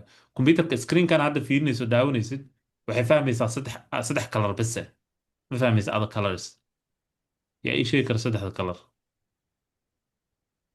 waa xarfaha RGB waaye waa red green blue waa GRB yep waa red green blue screenkan hadda daawanaysid color kale kuguma tusayso wax waa combination isku dhex jiro red green blue that's it marka qaarkood waxaa arkaysaa dadka graphic design sameeya jiro waxaa jiro wax la dhaho kalar kala jiro sida camal magenta iyo waxaas laakiin screenka kombyuutarada 99% computerska inta badan waxay fahmaan RGB base okay so red green color waa red green blue isku dhex lifaaqo waaye you see here now marka waxaan isticmaal karnaa experiment aan samayn karnaa if we make the red xoogaha aan yareyno greenka aan yara weyneyno bluega aan weyneyno you see how like isku bedelaya and this is your hex code see the first 2 letters ka waxaa waaye ama words ama waxaan ka letters and numbers waxaa waaye waa red key the second 2 waa green key and then the last 2 are blue key so now you have that color so kan wuxuu ka caawinayaa color aanan magac loo heynin haddaad inaad samaysid this is how you do it okay and then there's other ways there's RGB which is another way to define color still waa red green blue but the RGB wuxuu kaga duwan yahay hal wax yaa ii sheegi kara hal wuxuu uga duwan yahay hexka kan wuxuu ku qeexaya number wuxuu leeyahay numberka 255 waa what is 255 black means white what's 255 okay 255 white right? If you go all the way to 0 it's black so if we go 000 it's black sidoo kale hexka if we go all the way to if we go to 000 it's black if you go all the way to FFF waa white okay so RGB ga like hal waxa uga duwan yahay ii sheegi karo hexka kan numbers ku qeexa kaasna xarfeen numbers ku jiro waaye laakiin there's one more thing uu leeyahay RGB ga kan oo wuxuu leeyahay xarfaha sida u kala bedeshada kalarka isma bedelaya markasta nambarada saa u kala bedeshada kalarka isma bedelaya laakiin kan kaleba sidoo kale waaye kanna sidaan u bedelna waaye bas u bedelmaya soo ma jeedid kanna sidoo kale har nambarada saa u bedelma u bedelna kaas wuxuu leeyahay xarfeen numbers ku jiro waaye kanna nambaro waaye bas but what is the difference one I one think word hashtag ka hash horeeya hash u malaynaya okay hashtag ku kala duwan yihiin laakiin kan wuxuu leeyahay RGB ka hormarinaysaa and nambaradii aad qoraysaa kaasna hashtag ka hormarinaysaa wixii aad qoraysaa laakiin difference-ga waxaa waaye RGB wuxuu leeyahay waxa la opacity leeyahay so waxaad ku dari kartaa number kale halkan comma aad dhihi kartaa 1 to 0 opacity-giisa right opacity-ga waxaa waaye sida ay u muuqdo wixii so I don't know inta ku leeyihiin but you could say let's copy this one intaa tegaynaa As in like brightness? it's the transparency. Okay. So now you see this is like let's say red. Now inta waxaa ku dari kartaa waxaad dhihi kartaa transparency of waxaad dhihi kartaa point two caraw ka dhigaa soo ma jeedid xoogaha like and then if we say transparent of one haddaan dhahno wuxuu ka dhigaa redka caadi ku soo celinaya zero haddaan ka dhigno wuxuu ka dhigaa nothing wixii o dhan meesha ka bixinaya so kan same thing waa intaan but also wuxuu leeyahay transparency leeyahay usually lama isticmaalo but marmara u baahnanaysa inaad isticmaashid you could change the opacity or transparency-ga intaa ka bedeli kartaa so just keep in mind those are the three main ways name inaad isticmaashid red right inaad isticmaashid RGB or hex inaad isticmaashid or FF22CC whatever that color is or 6Y and or inaad isticmaashid RGB-ga hadda idin tusay with opacity-ga aad isticmaal kartaa so those are the three main things haddii su-aal lagaa weydiiyo how do you define colors in CSS waxaa waa name hex iyo RGB okay those are the main things wuxuu ku jiraa website-ka W3 schools reference ahaan okay so those are the main things wax su-aal about the colorska hadda si loo qeexi waxaas yihiin waxaa kaloo jira kuwan kale HSL usually lama isticmaalo HSL stands for hue saturation and lightness so haddaad rabto inaad bedesho saturationka iyo hue-ga then this is what you use okay that's the only difference okay so this one hue-ga waa isma jeedid changes the hue and the saturation waa kuleelka iyo sida uu egyahay waa basically like does it look hot cold things like that lightness I don't know. But usually waxaa la isticmaala hex, RGB iyo color name. Okay? Any question about that? All right, let's go back to our original color, which was F8, F9, and then FA. Okay, background color ka bedelnay. We don't want to waste a lot of time, but I want you to understand the rules ka sida u samaysmaan.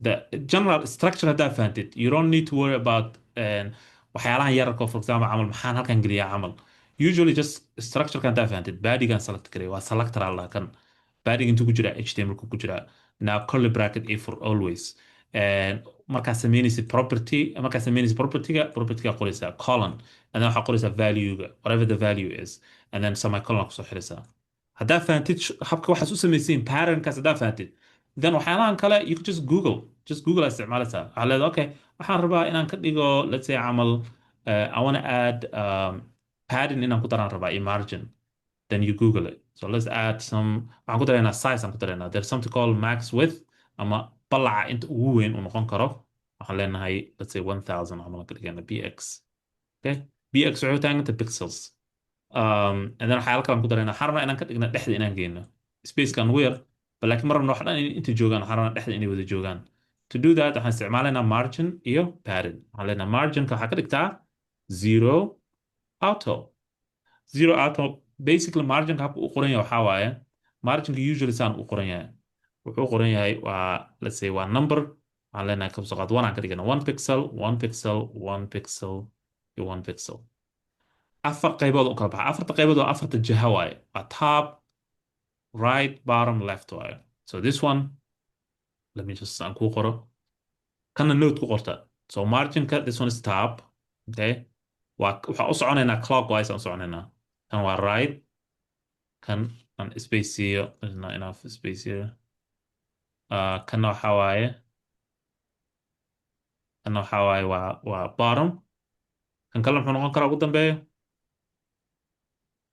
maxaa ka dhiman jihooyinka left left. left. Yep, left noqonaya.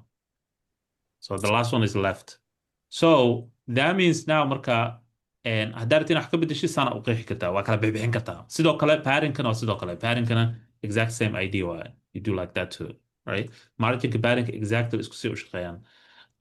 So marginka basically waxaa waaye waa waxa banaanka waa saan dhahnay outsideka spaceka outsideka waaye. So now waxaad samayn kartaa marka haddaad rabtid inaad let's say عمل you want to change something from top iyo bottom isku eg so labadooda maybe let's say 10 waaye and then right iyo leftna waa 10 instead of sun waa soo gaabin kartaa hadii kartaa 10 and then 10 pixels and then let's say left and right waxaan ka dhigaynaa 20 pixels saas soo gaabin kartaa this waxaa la shorthand aa la dhahaa this is shorthand laba xaba haddaa geliso the first one waxaa waaye top and bottom waaye the second one waxaa waaye waa left and right. waxaa kaloo samayn kartaa just 20 pixels tan maxaa laga wadaa hadda hal number siis what is hal number top Dhinac bottom dhinac isku mid inay noqdaan. geesahoo bottom. dhan all the sides waa 20 pixels aa laga wadaa. hab kalaa u samayn kartaa two waxaa kaloo dhigi kartaa inta you could say bottom 10 pixels waa caadi a u qeexi kartaa you could just say margin top waxaad dhigi kartaa 20 pixels something like that u qeexi kartaa but it's too much redundant waxyaalo badan kusoo celcelinaysaa so saan markaan dhaan hadda marka when we say zero auto maxaa laga wadaa taas what does that mean what is the zero da maxaa waaye jihaday qaabilsan tahay outside. waxaan niri haddii laba wax yihiin qaybta hore waa top and bottom qaybta labaadna waa right and left right Mhm. so now Zero zero waa afartii jiha waaye. yeah zero waa top and bottom waxaan dhahnay don't give any waxba ha siinin top and bottom wax margin ha siinin labada jahana waxaan niri oo left right waxaan niri auto ka dhig auto waa sharci waaye oo ku jira meesha micnaheed waxaa laga automatic so haddii micnaha xilli weyneeyo si automatically inuu isku bedelaa laga wadaa on this that's all it means but لكن it's the same thing adoo dhahay camal waa 20 pixels c so now zero top and bottom was zero margin left and right now waxaa weeye waa 20 pixels waaye so there's a space here left and right so keep that in mind okay. Also waxaa ka heleysaa meeshaan ka heleysaa inta haddaan raadino if you look for margin waa kana ka heleysaa all the explanation hadda ku siinaya waa kana inta ku jiraa intay ku sharaxaan shorthand oo kaasa way loo sameeyo waa kana this is how you could do it too waxay ku tusaayaan they show you how you can waa kana waxay ku leeyihin use margin shorthand property all that so W3 schools is your best resources markay noqoto fahanka wixii inaad ku celceshato okay so zero auto waxaa laga wadaa waa top and bottom zero auto left and right automatic and then just same waxaan leenahay pattern waxaa siisaa 20 pixels pattern maxaa laga wadaa 20 pixel pattern what does that mean what is 20 pixel pattern Waa hoos iyo korna 20 noqdaan. All What's- sides. all the sides waaye so hal number hadduu yahay waa geesahoo dhan waaye hadduu yahay laba number waa numberka hore waxaa kor iyo hoos numberka labaadna waa geesaha labada gees waaye okay keep that hadduu kulli yahay afar number haddii ku yaalaan kan ugu horeeyo maxaa waaye what is the first one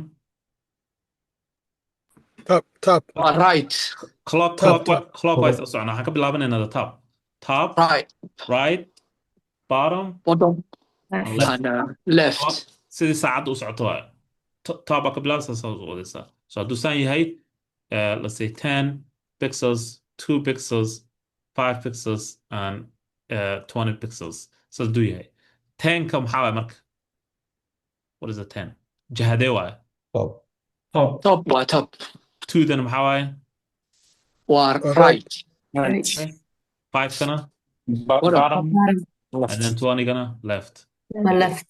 saacadda si u socoto waaye okay so that's waxyaalaas oo baahantiin inaad ka fahantaan marginka iyo paddingka is just waxaa waaye jihooyinka geesaha ah si space loo siin karaa le waa intaas bise marginka waa outside oo banaanka kor waaye paddingkana waa gudaha waaye waa borderka gudaheeda waaye basically waa sida camal adoo guri leh gurigaada wuxuu leeyahay maxaa la jira fensigu leeyahay soo maaha fensigaas Yes. banaankiisa kore spaceka banaanka ah waa marginka haddaa rabtid inaad iska durjiso waxyaalo kale iyo qashin iyo waxyaalahaas oo iska buuxdid laakiin adiga ma lihid banaankaas adiga ma lihid you just want to move things outside that's margin haddaa rabtid fensiga ama yaardiga meesha gudaha haddaa rabtid inaad space aad samaysid oo gurigaadina laakiin uu ku wareegsan yahay spacena u samaysid waxaa weeye waa padding right and then borderkan waxaa waaye your fence okay that's all it is okay and then the content waa gurigaada basically waa waxa gudaha ku jiro so kan waxaan leenahay let's just do 20 pixels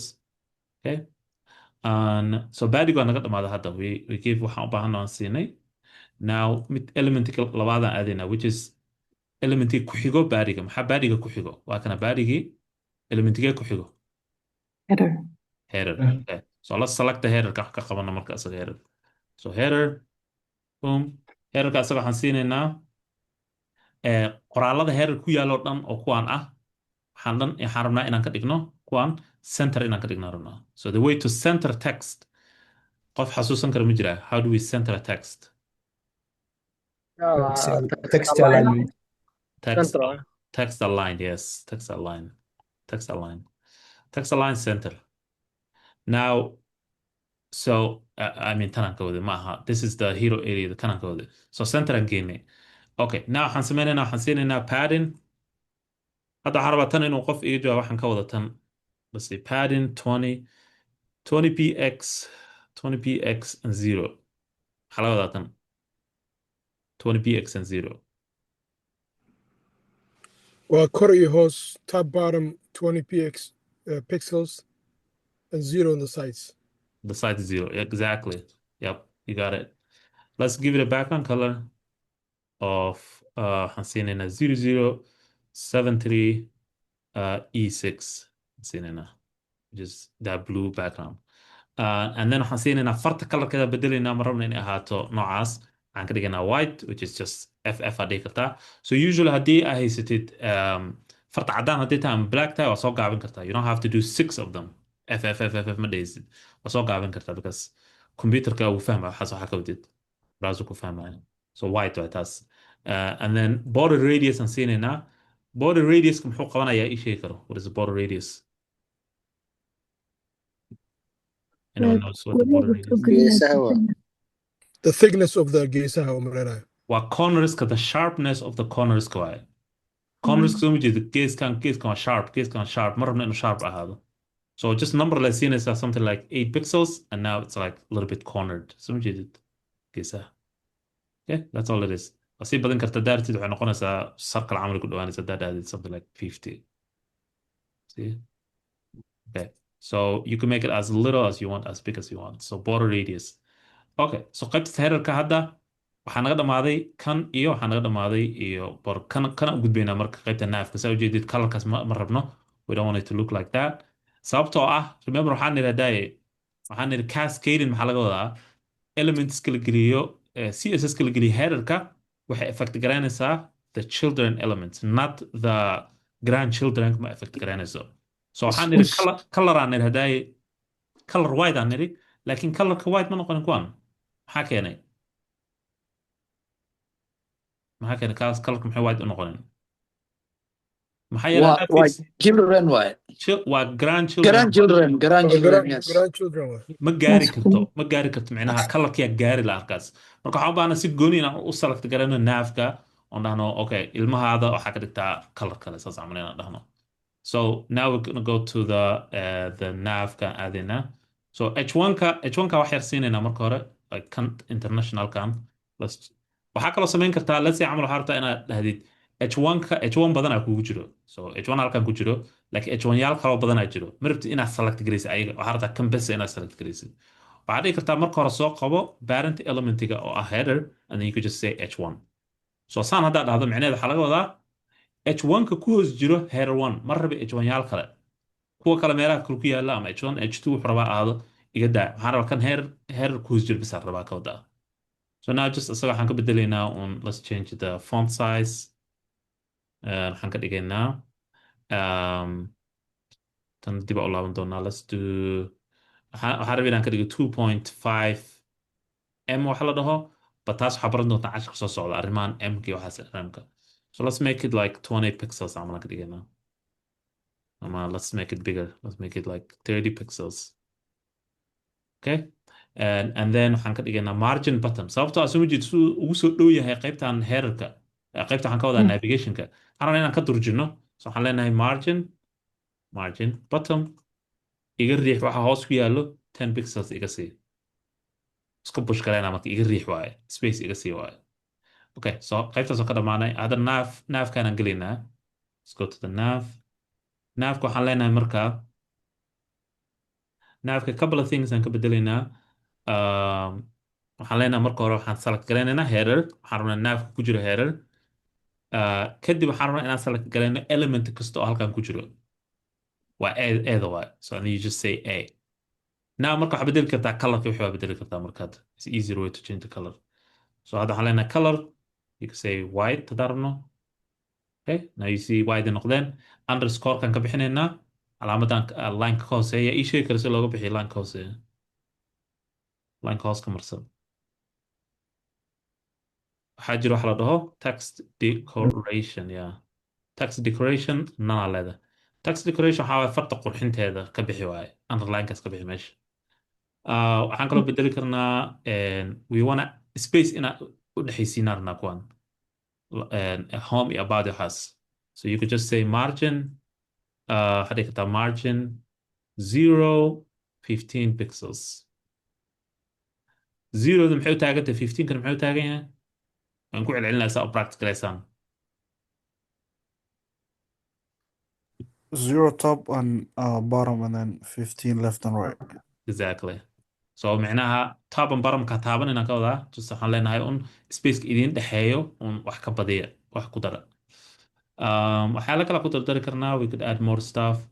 Let's add a bold farta bold ka dhigan waxaan leenahay font weight aa leedahay. Font weight you can say bold. Horta xoogaa yara bold soo noqonaysa. You see. Colorka xataa bedeli karnaa waxaan ka dhigi karnaa nasiisa u daynayna. Haddaan blue ka dhigno it's gonna go to background ku ekaanaya. Let's keep it at that. So qaybta headerkaas oo hadda in general waa naga dhamaatay. There's other ways we could do like a hover camal gacanta haddaad dul saarna color kale inay noqoto. The way you do that is by selecting again header nav A. Like waxaa ku daraysaa waxa la dhaho pseudo class aa la dhaho waxaan. Calaamadaana gelinaysaa waxaa leedahay hover. Micnaheeda waxaa laga wadaa markii gacanta la dul saaraa laga wadaa shuruudan. Right? Gacanta markii la dul saaro bisaa laga wadaa. Saan inaad qortid waa marka waa inaad elementigii and then calaamadaas and then hover marka la dul saaro color ka bedelaan leenahay. So color aan leenahay and then let's add some color here iyo qoran FF E600. So hadda aan fiirino markaan shaqeynaa gacanta markaa dul saarno boom soo ma jeedid kalkaas bedelaya. Hoverka marka waxaa la pseudo class la dhahaa. waxaa wey micnaha waxaa laga wadaa action marka la sameeyo bes uu ku apply gareynayo CSS-ka not usually kuma apply gareynayo only action marka la qaado. So pseudo class la dhahaa. Okay, so qaybtaas hadda naga dhamaato wax su'aala hadda meeshan qaybtan heerarka iyo CSS-kan qornay. Any questions? Okay, give me a second. Dad aan meel iga sugaya 2 sheegaya.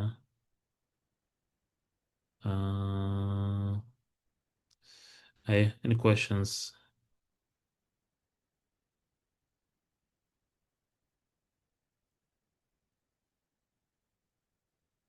Okay, 2:30. Okay. And all right. And so waxaan sameynaynaa okay waxaan gelinaynaa qaybtan hero-gan gelinaynaa marka because hadda waa ka dhamaana qaybtan headerka na waxaan gelinaynaa qaybtan section-gan hero area-da. Hero area-da waxaan sameynaynaa waa div waaye. Div markay tahay badanaa lama divka lagama doorto halkan CSS-ka. Divka waa very generic, you never choose div. So waxaan siinaynaa attribute aan siinaynaa. Attribute waxaan leenahay class is equal to hero. Waxaa rabtaa ku magacaabi kartaa meeshaas hero-ga classka laakiin saas inaa qortid waaye. micnaheeda waxaa laga wadaa qaybta sectionka la dhaho hero classkiisu uu yahay yaa laga wadaa. So now meesha aan select gareynaynay h1 iyo waxaas halkan we're selecting header h1 iyo waxaas waxaan select gareynaynaa hero-gan. Okay? So unoo fududeynaya inaan select gareyno. So yaa xasuusta habka oo classka loo select gareeyo CSS gudihiisa. dot you can use dot dooda isticmaalaysaa. Keep that in mind. Dhibicaa leedahay hero. Okay? Dhibic hero. And then you just do that. Okay? so markay noqoto class waa saas. Let's say camal halkan waxaan ku bedelnaa ID. You just say ID. Same ku select garaynaynaa marka hadda ID-ga.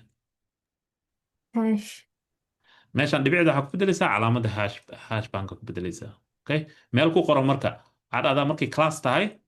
When you write class in CSS in HTML, in CSS you select it with a dot. When it's an ID, you select it with hashtag. Usually ID lama isticmaalo inta badan meelo dhifaa loo isticmaalaa, but class because this is how you use it. Also class gudihiisa you could add multiple classes. You could say hero section or whatever magaca gelin kartaa. So now you have two classes. So if you want to select a section, you say dot section. Okay, like that. You could have multiple classes in one area, one class here. To keep it simple, we're gonna keep it one. Okay, hero. Now hero ga marka waxaa section kan waaye, so let's make it work. So waxaan leenahay margin tab aan ku dareynaa oo ah 20 pixels. Waxaan iska burinaynaa, iska riixaynaa meeshaan kore. Iska riixaynaa. Waxaan ku dareynaa padding oo ah asagana 20 pixels. Waxaan ku dareynaa border radius. Horta border radius intaan ku darin background color aan ku darno. Maxaa yeelay border radius kama arkaysi hadduuna background lahayn. Waxaan leenahay E9 F1 FB. Something like that. Okay. Waxaan siinaynaa border radius oo ah corners waa border radius always xasuuso. Border radius 8 pixels iska dheh. Waxaan ku dareynaa waxaan leenahay overflow. Tanna waa waxa aad dib ka fahmi doontaan. Overflow hidden macnaha laga wadaa haddii lacala qoraalkan uu ka baxo borderkan ama uu ka baxo boxkan qarya laga wadaa. So that's all it is. Overflow hidden waxa waaye if something goes off the screen, off the box can, hide it. Sometimes you don't need, sometimes you need it. Okay, like hadda isdul saaray insaan ka rabna ma. Waxaan rabnaa qoraalka inuu geeskan imaado, sawirkana geeskan. Okay, so let's figure that out. So now, haddaan saas rabno waxaan select garaynaynaa sawirka marka hore. So waxaan leenahay dot hero. Okay, let's look at the HTML. Dot hero. Sawirka muxuu leeyahay taggiisa maxaa sawirka? What is the HTML tag for the picture?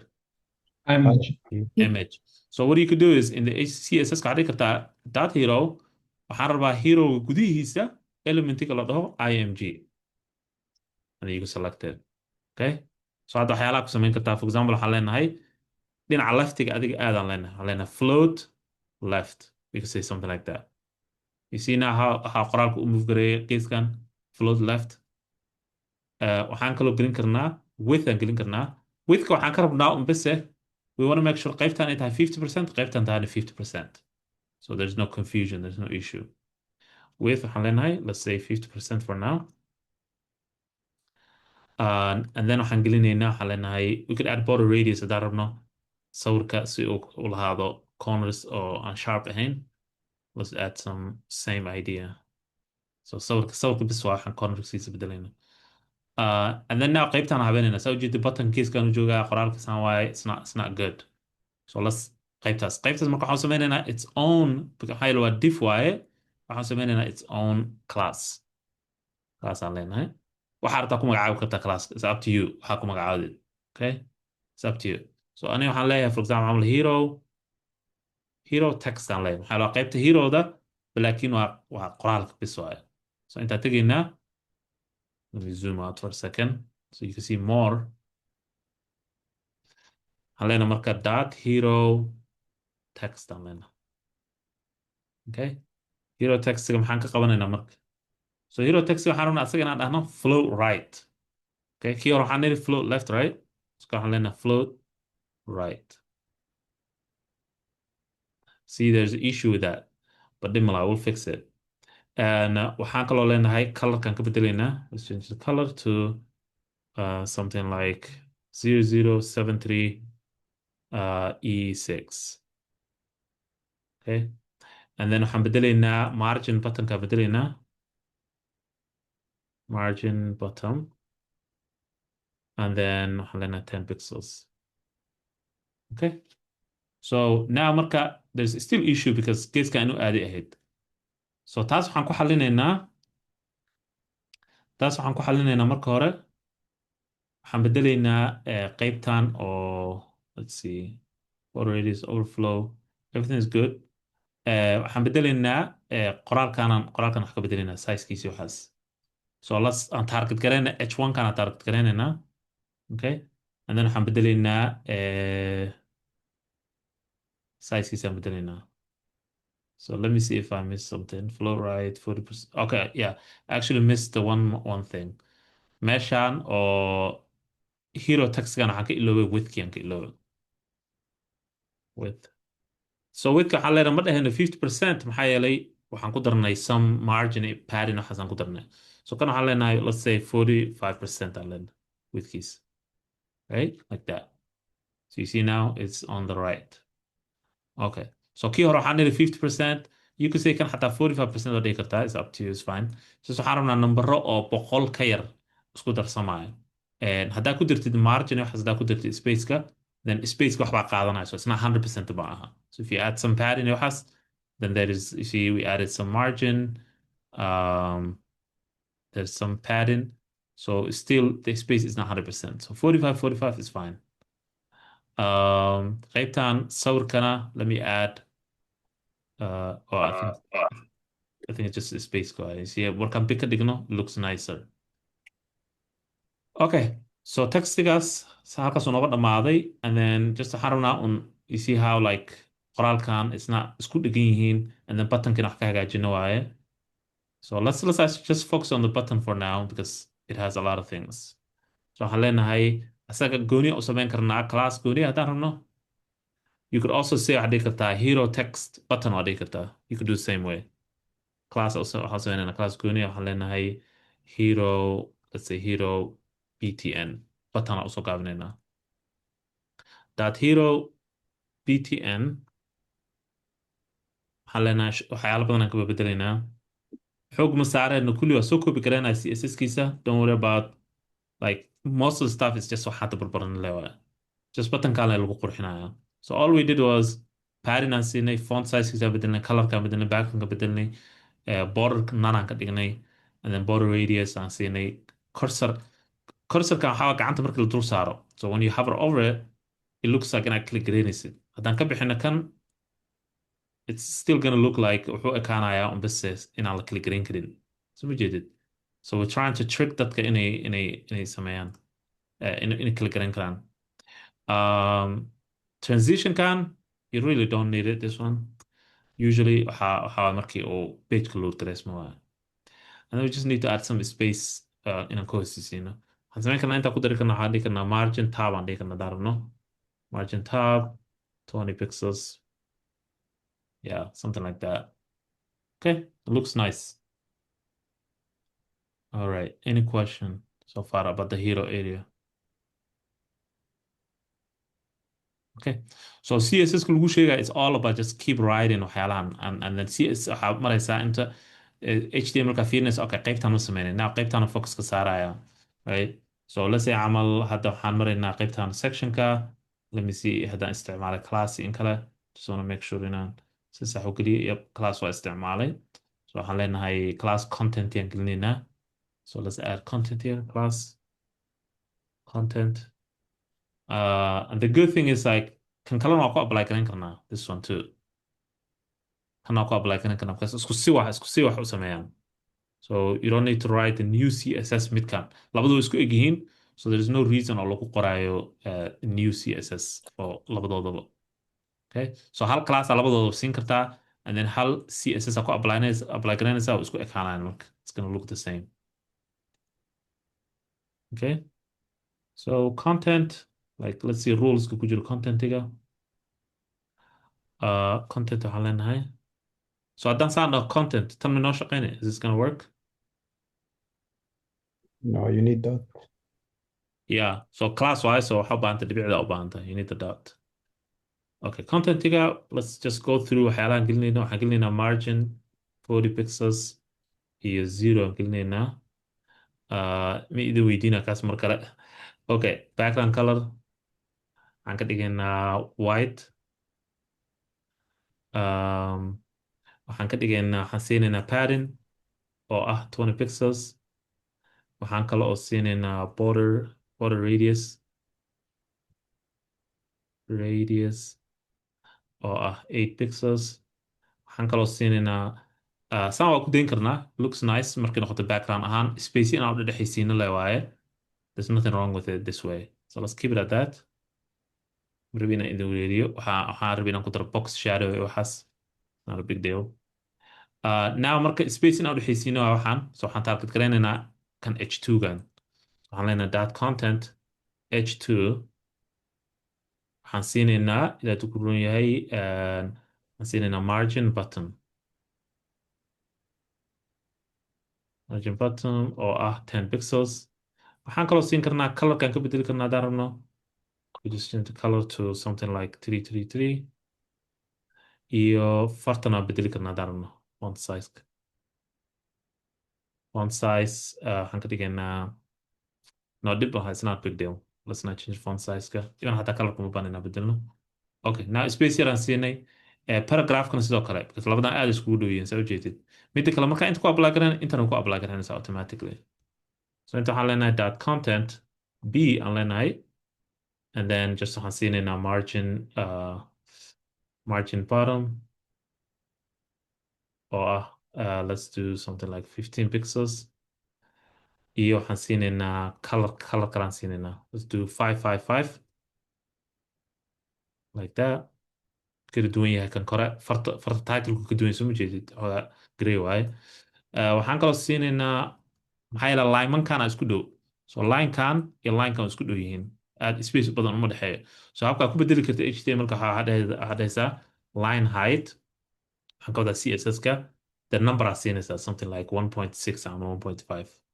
see how like space yar u dhexeeya inta waa sida camal excel camal markaad isticmaalaysid ama waxaan ka wadaa document Microsoft Word. So just space yar u dhexaysiisa. All right. So that's it. That's the content-iga qaybta paragraphka. wax su'aala so far. Okay. So waxyaalahan saan idin tusaayo way soo laalaabanayaan margin color margin color margin color. muhiimadda u baahanta inaad fahantid waxaa waaye selectionka. So the way you selected either class or waxaad select garanaysaa qabsaqad header ama h1 waxaa rabtaa select garanaysaa. hadda waxaa noo haray formka ayaa noo haray formka. So let's do that one too. iyo footerka noo haray and then we're done inshallah. I know it's taken a lot longer than expected but we'll be done in a second. So qaybtan formka ayada classkeedan siinaynaa sectionkan. So waxaan leenahay we're gonna give it a new one mid cusub aan siinaynaa ka duwan kii hore. waxaan leenahay contact. So kii hore content waa kan oo contact waaye. Contact. So contactiga intaa tegaynaa waxaan leenahay dot contact waxaan leenahay couple of things aan ka bedelaynaa contact. So let's do this. So form waa contactiga kan waaye form kan waaye. So formka marka waxaan sameynaynaa marka hore waxaan bedelaynaa margin waxaan leenahay 40 pixels and 0 pixels aan leenahay. waxaan bedelaynaa background color. make sure spelling inaada qaldin right spelling ha qaldin. background colorka spelling xir hadaa qaldid oo g-da ka tagtid ama r ka tagtid waxaa ma saxmanayaan. semicolon hadaa ka tagtid waxaa ma saxmanayaan. everything waa muhiim waa it's very important. padding aan ku daraynaa 20 pixels ah. waxaan ku daraynaa border radius hadaa rabno just to keep it all the same 8 pixels. waxaan ku daraynaa we could add other things too. let's keep it at that. So waa kana contactigo kaasa. now gudaha usii gelaynaa kuwaan aan kala shaandaynaynaa kala bixinaynaa. So h1ka xooga saaraynaa marka hore. h1ka not a big deal. just waxaan ku daraynaa waxaan leenahay contact h2 waaye. waxaan leenahay margin bottom let's add 10 pixels oo hoos aan ku daraynaa so that intuu iska riixayo waxaan qoraalkan iska riixaya intaas kaas ku daynaynaa. now waxaan focuska saaraynaa marka formka. let's change the formka waxaan leenahay labelka marka xoog saaraynaa marka hore. so waxaan leenahay dot contact waxaan leenahay form and then you could say label. You could say like that. soo hoosgalaya midda kale formka waa unique waaye so uma baahna inaad formka class u samayso waxaas. Okay label. so waxaan leenahay yeah. So waxaan leenahay marka contactiga waxaan leenahay fartaan ka bedelayna waxaan leenahay font weight camal. So labelku waa kan waaye name email waaye. Let's say bold. waxyaala kalan kuma bedeli karnaa haddaan rabno. waxaan inputkan target garaynaynaa oo kan ah inputkan. So let's do that. waxaan dhanna inaan ka dhigaan rabo center. Let me center all this. Can we center? Iska dhaafnaa the center for now. Okay, so let's do the input kan target. Input ka kaloo target garay waxaa leedahay contact form input. You could do like that. Inputka marka you could just do maxaa la dhihi jiray waxaan sameynayna waxaan gelinaynaa padding. Inputka waa boxka waaye padding 10 pixel. waxaan gelinaynaa border. border aan gelinaynaa meesha waa meesha borderka ku baranaysa. So borderka waxay leedahay saddex wax 3 things ay leedahay. So habka borderka loo qeexo 3 things. Number 1 waxaa waaye waa the size. midda ku xigta waa the style noocay tahay. tan ku xigtana waa color. Okay, 3 things in a qeexdid waaye for it to even make any sense. ma shaqeynaysa haddii kale. So size-ka waxaan ka dhigaynaa whatever pixels aa ka dhigaysa had rabtid. So let's do like 1 pixel aan ka dhigaynaa usually. style-ka waxaa ka dhigaysaa couple of options haysataa. waxaa haysataa solid oo ah just solid caadi ah oonan micnaha wax kale lahayn. waxaa haysataa dashed oo ah dhibca dhibca waaye ama waxa waaye waa waxyaala dash dash yar waaye. waxaa haysataa kale dotted. waxaa ka fiirin kartaa W3 schools dotted. all that usually just solid la isticmaala. And then you define the color. colorka waxaan ka dhigaynaa CCC. Okay, like that. So you see now it's like a little bit like that. Wow, it's kind of gray, light gray. Border radius aan ku daraynaa waxaan leenahay 4 pixels border radius. So we jeedid inputka xoogaa soo yar habeenay oo yar qurxinay. font size-kan ka bedelaynaa.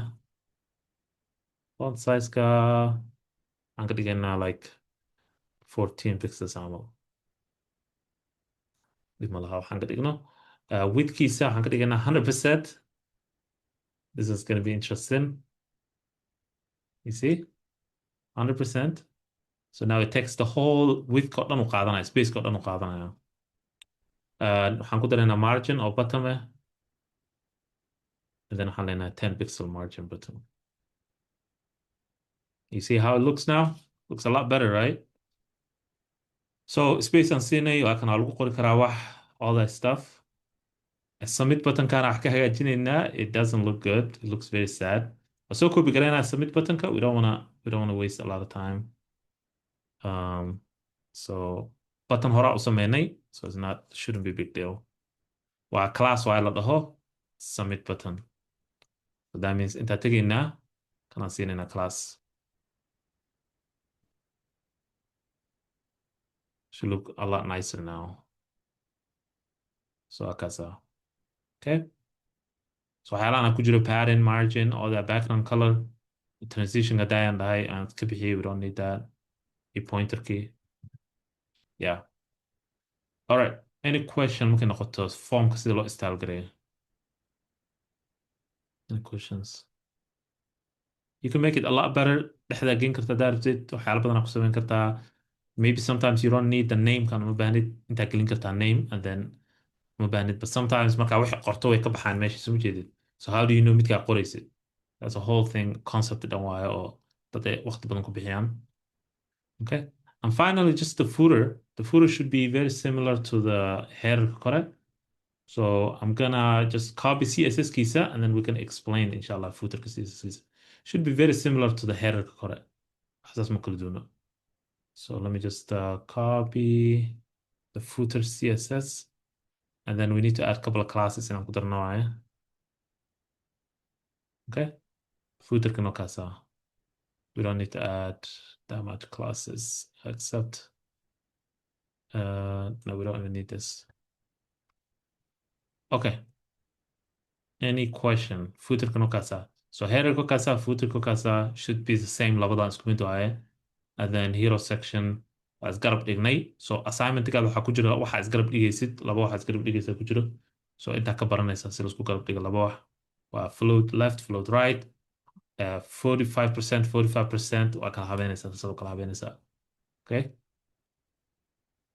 Any questions so far? All right. So waxaan dhan example ka qaadan kartaa, fiirin kartaa, you could go back to it, qasama inaad waa insina projectgan, so you could go back to it, adaa hagaajin karta, waxa kaba bedeli kartaa, wax isku dayi kartaa mid kasta inaad fahantiisa u shaqeynayo. So just make sure in aad very curious inaad ka ahaato waxaan si aad assignmentiga uga shaqeyso. So assignmentiga haddaan fiirino, if you look at the assignmentiga waxaa sameynaysaa website la dhaho Fatuma Restaurant. Okay? This is your job. Fatuma Restaurant aad sameynaysaa. So sawirkaana raacaysaa. This is the picture. This is how it's supposed to look like. Waxaan sawir picture image waaye sawir ah. So Fatuma Restaurant marka wuxuu leeyahay navigation, faatana loogadii, magacii, kor waxaan ku siinaa instructions, waxaan ku siiyey colorska, backgroundka, waxaan ku siiyey font sizeka, waxaasaan ku siiyey. So it's instructions. So habka u sameynaysa waxaa this is meeshaan pay attention to halkan because arday badan waxay dhahaan oh assignmentigii waan sameeyey laakiin waxa khaldan ma garanayo. The way you do is you follow these rules. Marka hore account waxaa ka sameysanaysaa CodePen, website CodePen. So you go to codepen.com or .io ankooda, .io, account ka sameysanaysaa. Next, you click meeshaan Fatuma Restaurant. Waxaana ku soo baxaya. There's nothing, wax qoraal bisa ku jiro. Iyo instructions halkan. Waxaa rabaa marka HTML-kaadii iyo CSS-kaadii inaad ku apply garaysid. CSS-ka inta inaad ku qortid, HTML-kana waxaan dhex gelisaa laga rabaa sectionadan kala duwan oo ku habaysan. So ma jeedid. Already waxaan kugu sameeyay comment. This is called comment yaa la dhahaa. Basically waxaa qoraal aan halkan kasoo muuqanaynin waay oo hidden ah, waa instructions camal. So you could get rid of them haddaad rabtid, no problem. Like before you do anything, waa inaad fork dhahdo. If you don't copy project-gan, then refresh markaad dhahdo ku tag waa wixii. So let me actually log out so I can show you how arday badan ee project oga shaqeeyeen, and then refresh markay dhaheen, everything was gone.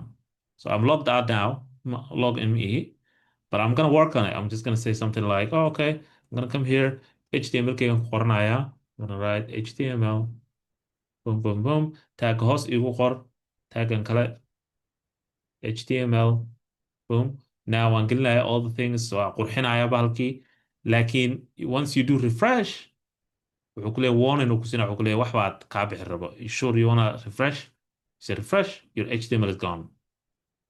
What does that mean? It means project maada copy karaynin. You didn't copy the project. Okay? So make sure you copy it. How do you copy it? Meesha hoose waxaa ku yaala fork. You see here? Fork right here. You click fork. If you click fork, then it will tell you you have to log in first. Marka in log in garaysid waay. Let me log into my other accounts. Then now it's forked. Meeshaan kor magacaada inuu ku yaallo waay. Meeshaan kor hadduu magacaada ku olin, project aad malid ma ka shaqeyn kartid. Don't start anything unless you have your name here. Okay? How do you do that? Yeah? How you do that? Yeah. I click fork. You click fork. Oh. So you just go here. You click the project name. Wuu ku soo baxaya hadda maxaa ku yaala Gabi School, right? It's not you. Yeah. But when you click fork, it will copy the Oh, okay. project, and then now your name halkan ku yaala. But you have to be logged in first. You cannot do without logged in. Okay? Then now waa ka shaqeyn kartaa. So hadda haddaan bedbedelo wax, now it should save everything. Also save button halkan kugu yaalo. So if we say HTML, and now we click save, refresh down the hole, wakaasa, still HTML ka ku yaalo. Now once you finish project uu kula qurxan yahay, it looks really nice. Linkiga halkan aad copy leedahay. And you make sure you follow this style, exactly saan u ekaada la rabaa project ama kusoo dhawaado, aad ugu soo dhawaado. You go here, click submit assignment, week 1, linkiga inta ku paste garanaysaa. You grade yourself, and then you submit. That's it. Once you submit, then ana ii imaanaysaa, anaa kuu saxaayo assignmentigii. Okay? That's all it is. That's all. Yeah? VS Code isticmaalo ka waran. VS Code haddaad isticmaashid, you have to learn your own way to submit. Adina keensatid habka aad kusoo submit garanaysa. There has to be a link. Link oo online ku jiro, ani aan kala garan karin inuu ku jiro waay. So you have to use something like GitHub camal. Amba Fersal oo kale. Ma Fersal ma shaqeynayso. I need to see the code. Code-kina arko waay. Okay, teacher. Yeah. So code-ka ii soo diraysaa, not the result-ga ma rabi. I want to see the result, but code can ina arko. I have to see the code too. So GitHub so ماشي give سؤال something بس. like that and then ISO dir. Yeah, ما يعيش بكون بارك سوفت وير كاستعمال اسمه يعيش. CodeBen. This is called CodeBen.io. waxaa soo geliya WhatsApp-kan waa ka fiirin kartaa. Go to the WhatsApp group. This is the CodeBen website. So we don't have to include image, right? Since it doesn't have one. No, you don't have to include image, no. So Okay. for this assignment, no. Next assignment, yes, we're gonna include image and all that stuff, but this assignment, you don't have to add an image. So it just has to look like this. Project is that I need to say, like this. Saan inuu egyahay. So colorkan kore saan wax inay geeskan u yaalaan fartaan weyn oo hero areada qoraalkan saan inuu meesha ugu jiro waxyaalaan isgarab yaalaan saan isku garab yaalaan and then you have the footer and then you have the copyright area intaas dahay si saan haduu egya projectgaada you good to go soo submit garan kartaa. So if Malin, if the color is different, what will happen? Then make it What same. is So why can I give you the color code right here? So qaybtan kore oo heerarka ah oo colorkan leh yeah, right here codekiisa. Qaybtan kale oo reerka camal leh is right here codekiisa. okay. So use this code color code kan isticmaalaysaa. Okay, good. Fontada farteeda si egtaa waa kuwana. This is to use fonts family. Yeah. Okay. Oh, thank you very much. We'll try our best. Yep. Mal, So that's- after you finish, you go to and you submit it. Halkan aadaysaa. You can either click here. Waxaa kaloo click garan kartaa meeshaan. You can say submit assignment meesha ku qoran tahay. Submit here. waxaa kaloo home No, what- haddaad joogtid interview assignment aad tagi kartaa. no, linkiga The meesha ka soo link, how do you qaadaysa. copy the link? Is it the fourth one? oo linkiga meeshaan kore linkigan kore oo projectgaada. Yeah. Okay. Okay. You copy this link. Okay. But it has to be your project. So meeshaan in ku qoran magacaada hadduu gebi school ku qoran yahay then it doesn't count because I'm not going to see the changes. So linkiga soo qaadaysa kadib you submit sama markaas. You submit the link and then anaa soo grade gareynaa waan fiirinaa project codekaadan fiirinaya siduu u egyahay everything looks good I'll give you the grade and then you're done. That's why assignmentigaada dhan you have a week inaad ku samaysid waxyaalahaas. Does it matter if the CodePen account is like a pro account or a normal account? No, it doesn't No have to be difference, pro. right? No, Yeah. aniga bisu pro yahay because I'm using for the school, but it doesn't have to be pro for you. No, it's a free account. Thank you. Okay, that's it for the first week. Okay. Thank you. So Thank you. yeah, so inshallah, if you have any question, WhatsApp group you can send me message or isoo diri kartaa. Waxaan idiin soo diri doonaa office hours ka idiin soo diri doonaa inshallah waqtigu dhacayo. Anything su'aal qabtid isoo diri you can send me. And projectigana don't wait until like Friday da sugin. Make sure inaad kasii shaqaysid. Make sure to understand waxaan sida u shaqeeyaan. Try to do without AI and other things. Ask haddaad rabtid reference go to W3 schools. Google aad ka raadin kartaa wax like don't use any AI. Schoolka mamnuuc waa AI in la isticmaalo. And I can see in AI isticmaalaysa haddii AI isticmaashid. Just keep that in mind. So make sure inaad adiga isticmaashid maskaxdaada isku daydid. Waxaa ka fiican project xoogahaasi si ah oona boqolkiiba boqol ahayn maybe 80-90% ah yaa ka fiican project polished ah laakiin AI isticmaashay. That's adiga kuma anfacis. It's not gonna help you inaad wax baratid. So ku dadaal haddaad ku wareertid it's okay. Just keep trying your best. Take a break. Habeen break ka qaado and then come back to it. You have 5 days inaad ka shaqayso wixii. So don't beat up yourself and then also ask for help. So hadda kugu istaagaan boqolkiiba boqol just message isoo dir hadada macallin meeshaan igu taagan I don't understand this part then I can help you inshallah. Do later. Can you accept the WhatsApp group? Yeah. Can you accept WhatsApp? What is it? WhatsApp. Oh, what's up in Gujita? Are you there? Yeah. Okay. Let me accept you then. Yep. All right. Sounds good. Yep. I see you. All right. That's it. Inshallah. So I will, and also time, inshallah. Time, yeah.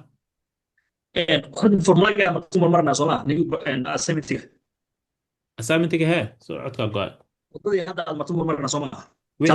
wadada hadda mar uma maraysaan you just waa copy garaynaysaa you fork it and then you start building projectiga Fatima restaurant website-ka dhisaysaa and then markaa dhamaystiin oo soo diraysaa and you're done intaas waa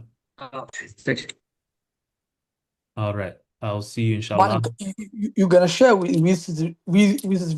this video, right? Yes, this video on so good now. I will upload it and then I will share it on the WhatsApp group inshallah. Also Thank you very project much. gonna so look I'll share the project to other كشغلنا. Okay, thank you. Hey inshallah. خير نيجي جينا Thank you. السلام. Macallin, hal su'aal ugu dambeysa wiil. Go ahead. Hey. Casharkan caawa inta badan horta shaqeey waxbaa gelgelayay laakiin waxaad noo sheegtaa hadii aan noo soo dhigeysid so shantii beri oo soo socota midkaana ka shaqeynayna ma isbuuc cusub oo kalan qaadanayna This is it. Come بساك شقينسا. شنت بريس صوت. marka shantii beri oo soo socota inaan mar walba 3 saac geliya laga rabaa oo qaybaha oo dhan aan sameeyo sax Yes. In هذا صوت لما يصير the project is Fatima restaurant and then by Friday ودنبين. so cashar kale wuxuu imaanaa Friday miya jumcada 10 كلا Sunday دان قادنا 10 عصب. Yeah. And then Sunday ده okay 10 عصب قادنا ساي assignment عصب and then you have the week كسر صعدة يعني كده ما يصير تسو ساسو كسرعنا Sunday كساعة 10 عصب يا assignment عصب and then we move forward. ساسو كسرعنا. marka hadda laba beri ku dhameeyo maalinka saddexaad iyo afraad maxaan qabanaa hadda 3 beri ama ku soo dhameeyo hawsha you could كان soo socdaa fiirin kartaa 10 soo socdo weynshi ku jiraan iyo assignment-ka soo socdo waa kasii shaqeyn kartaa darti you could finish assignments thank you hey inshallah khayr nirjina A question, last question. hey go ahead sorry Any Visual Studio garanaya how do I understand this one?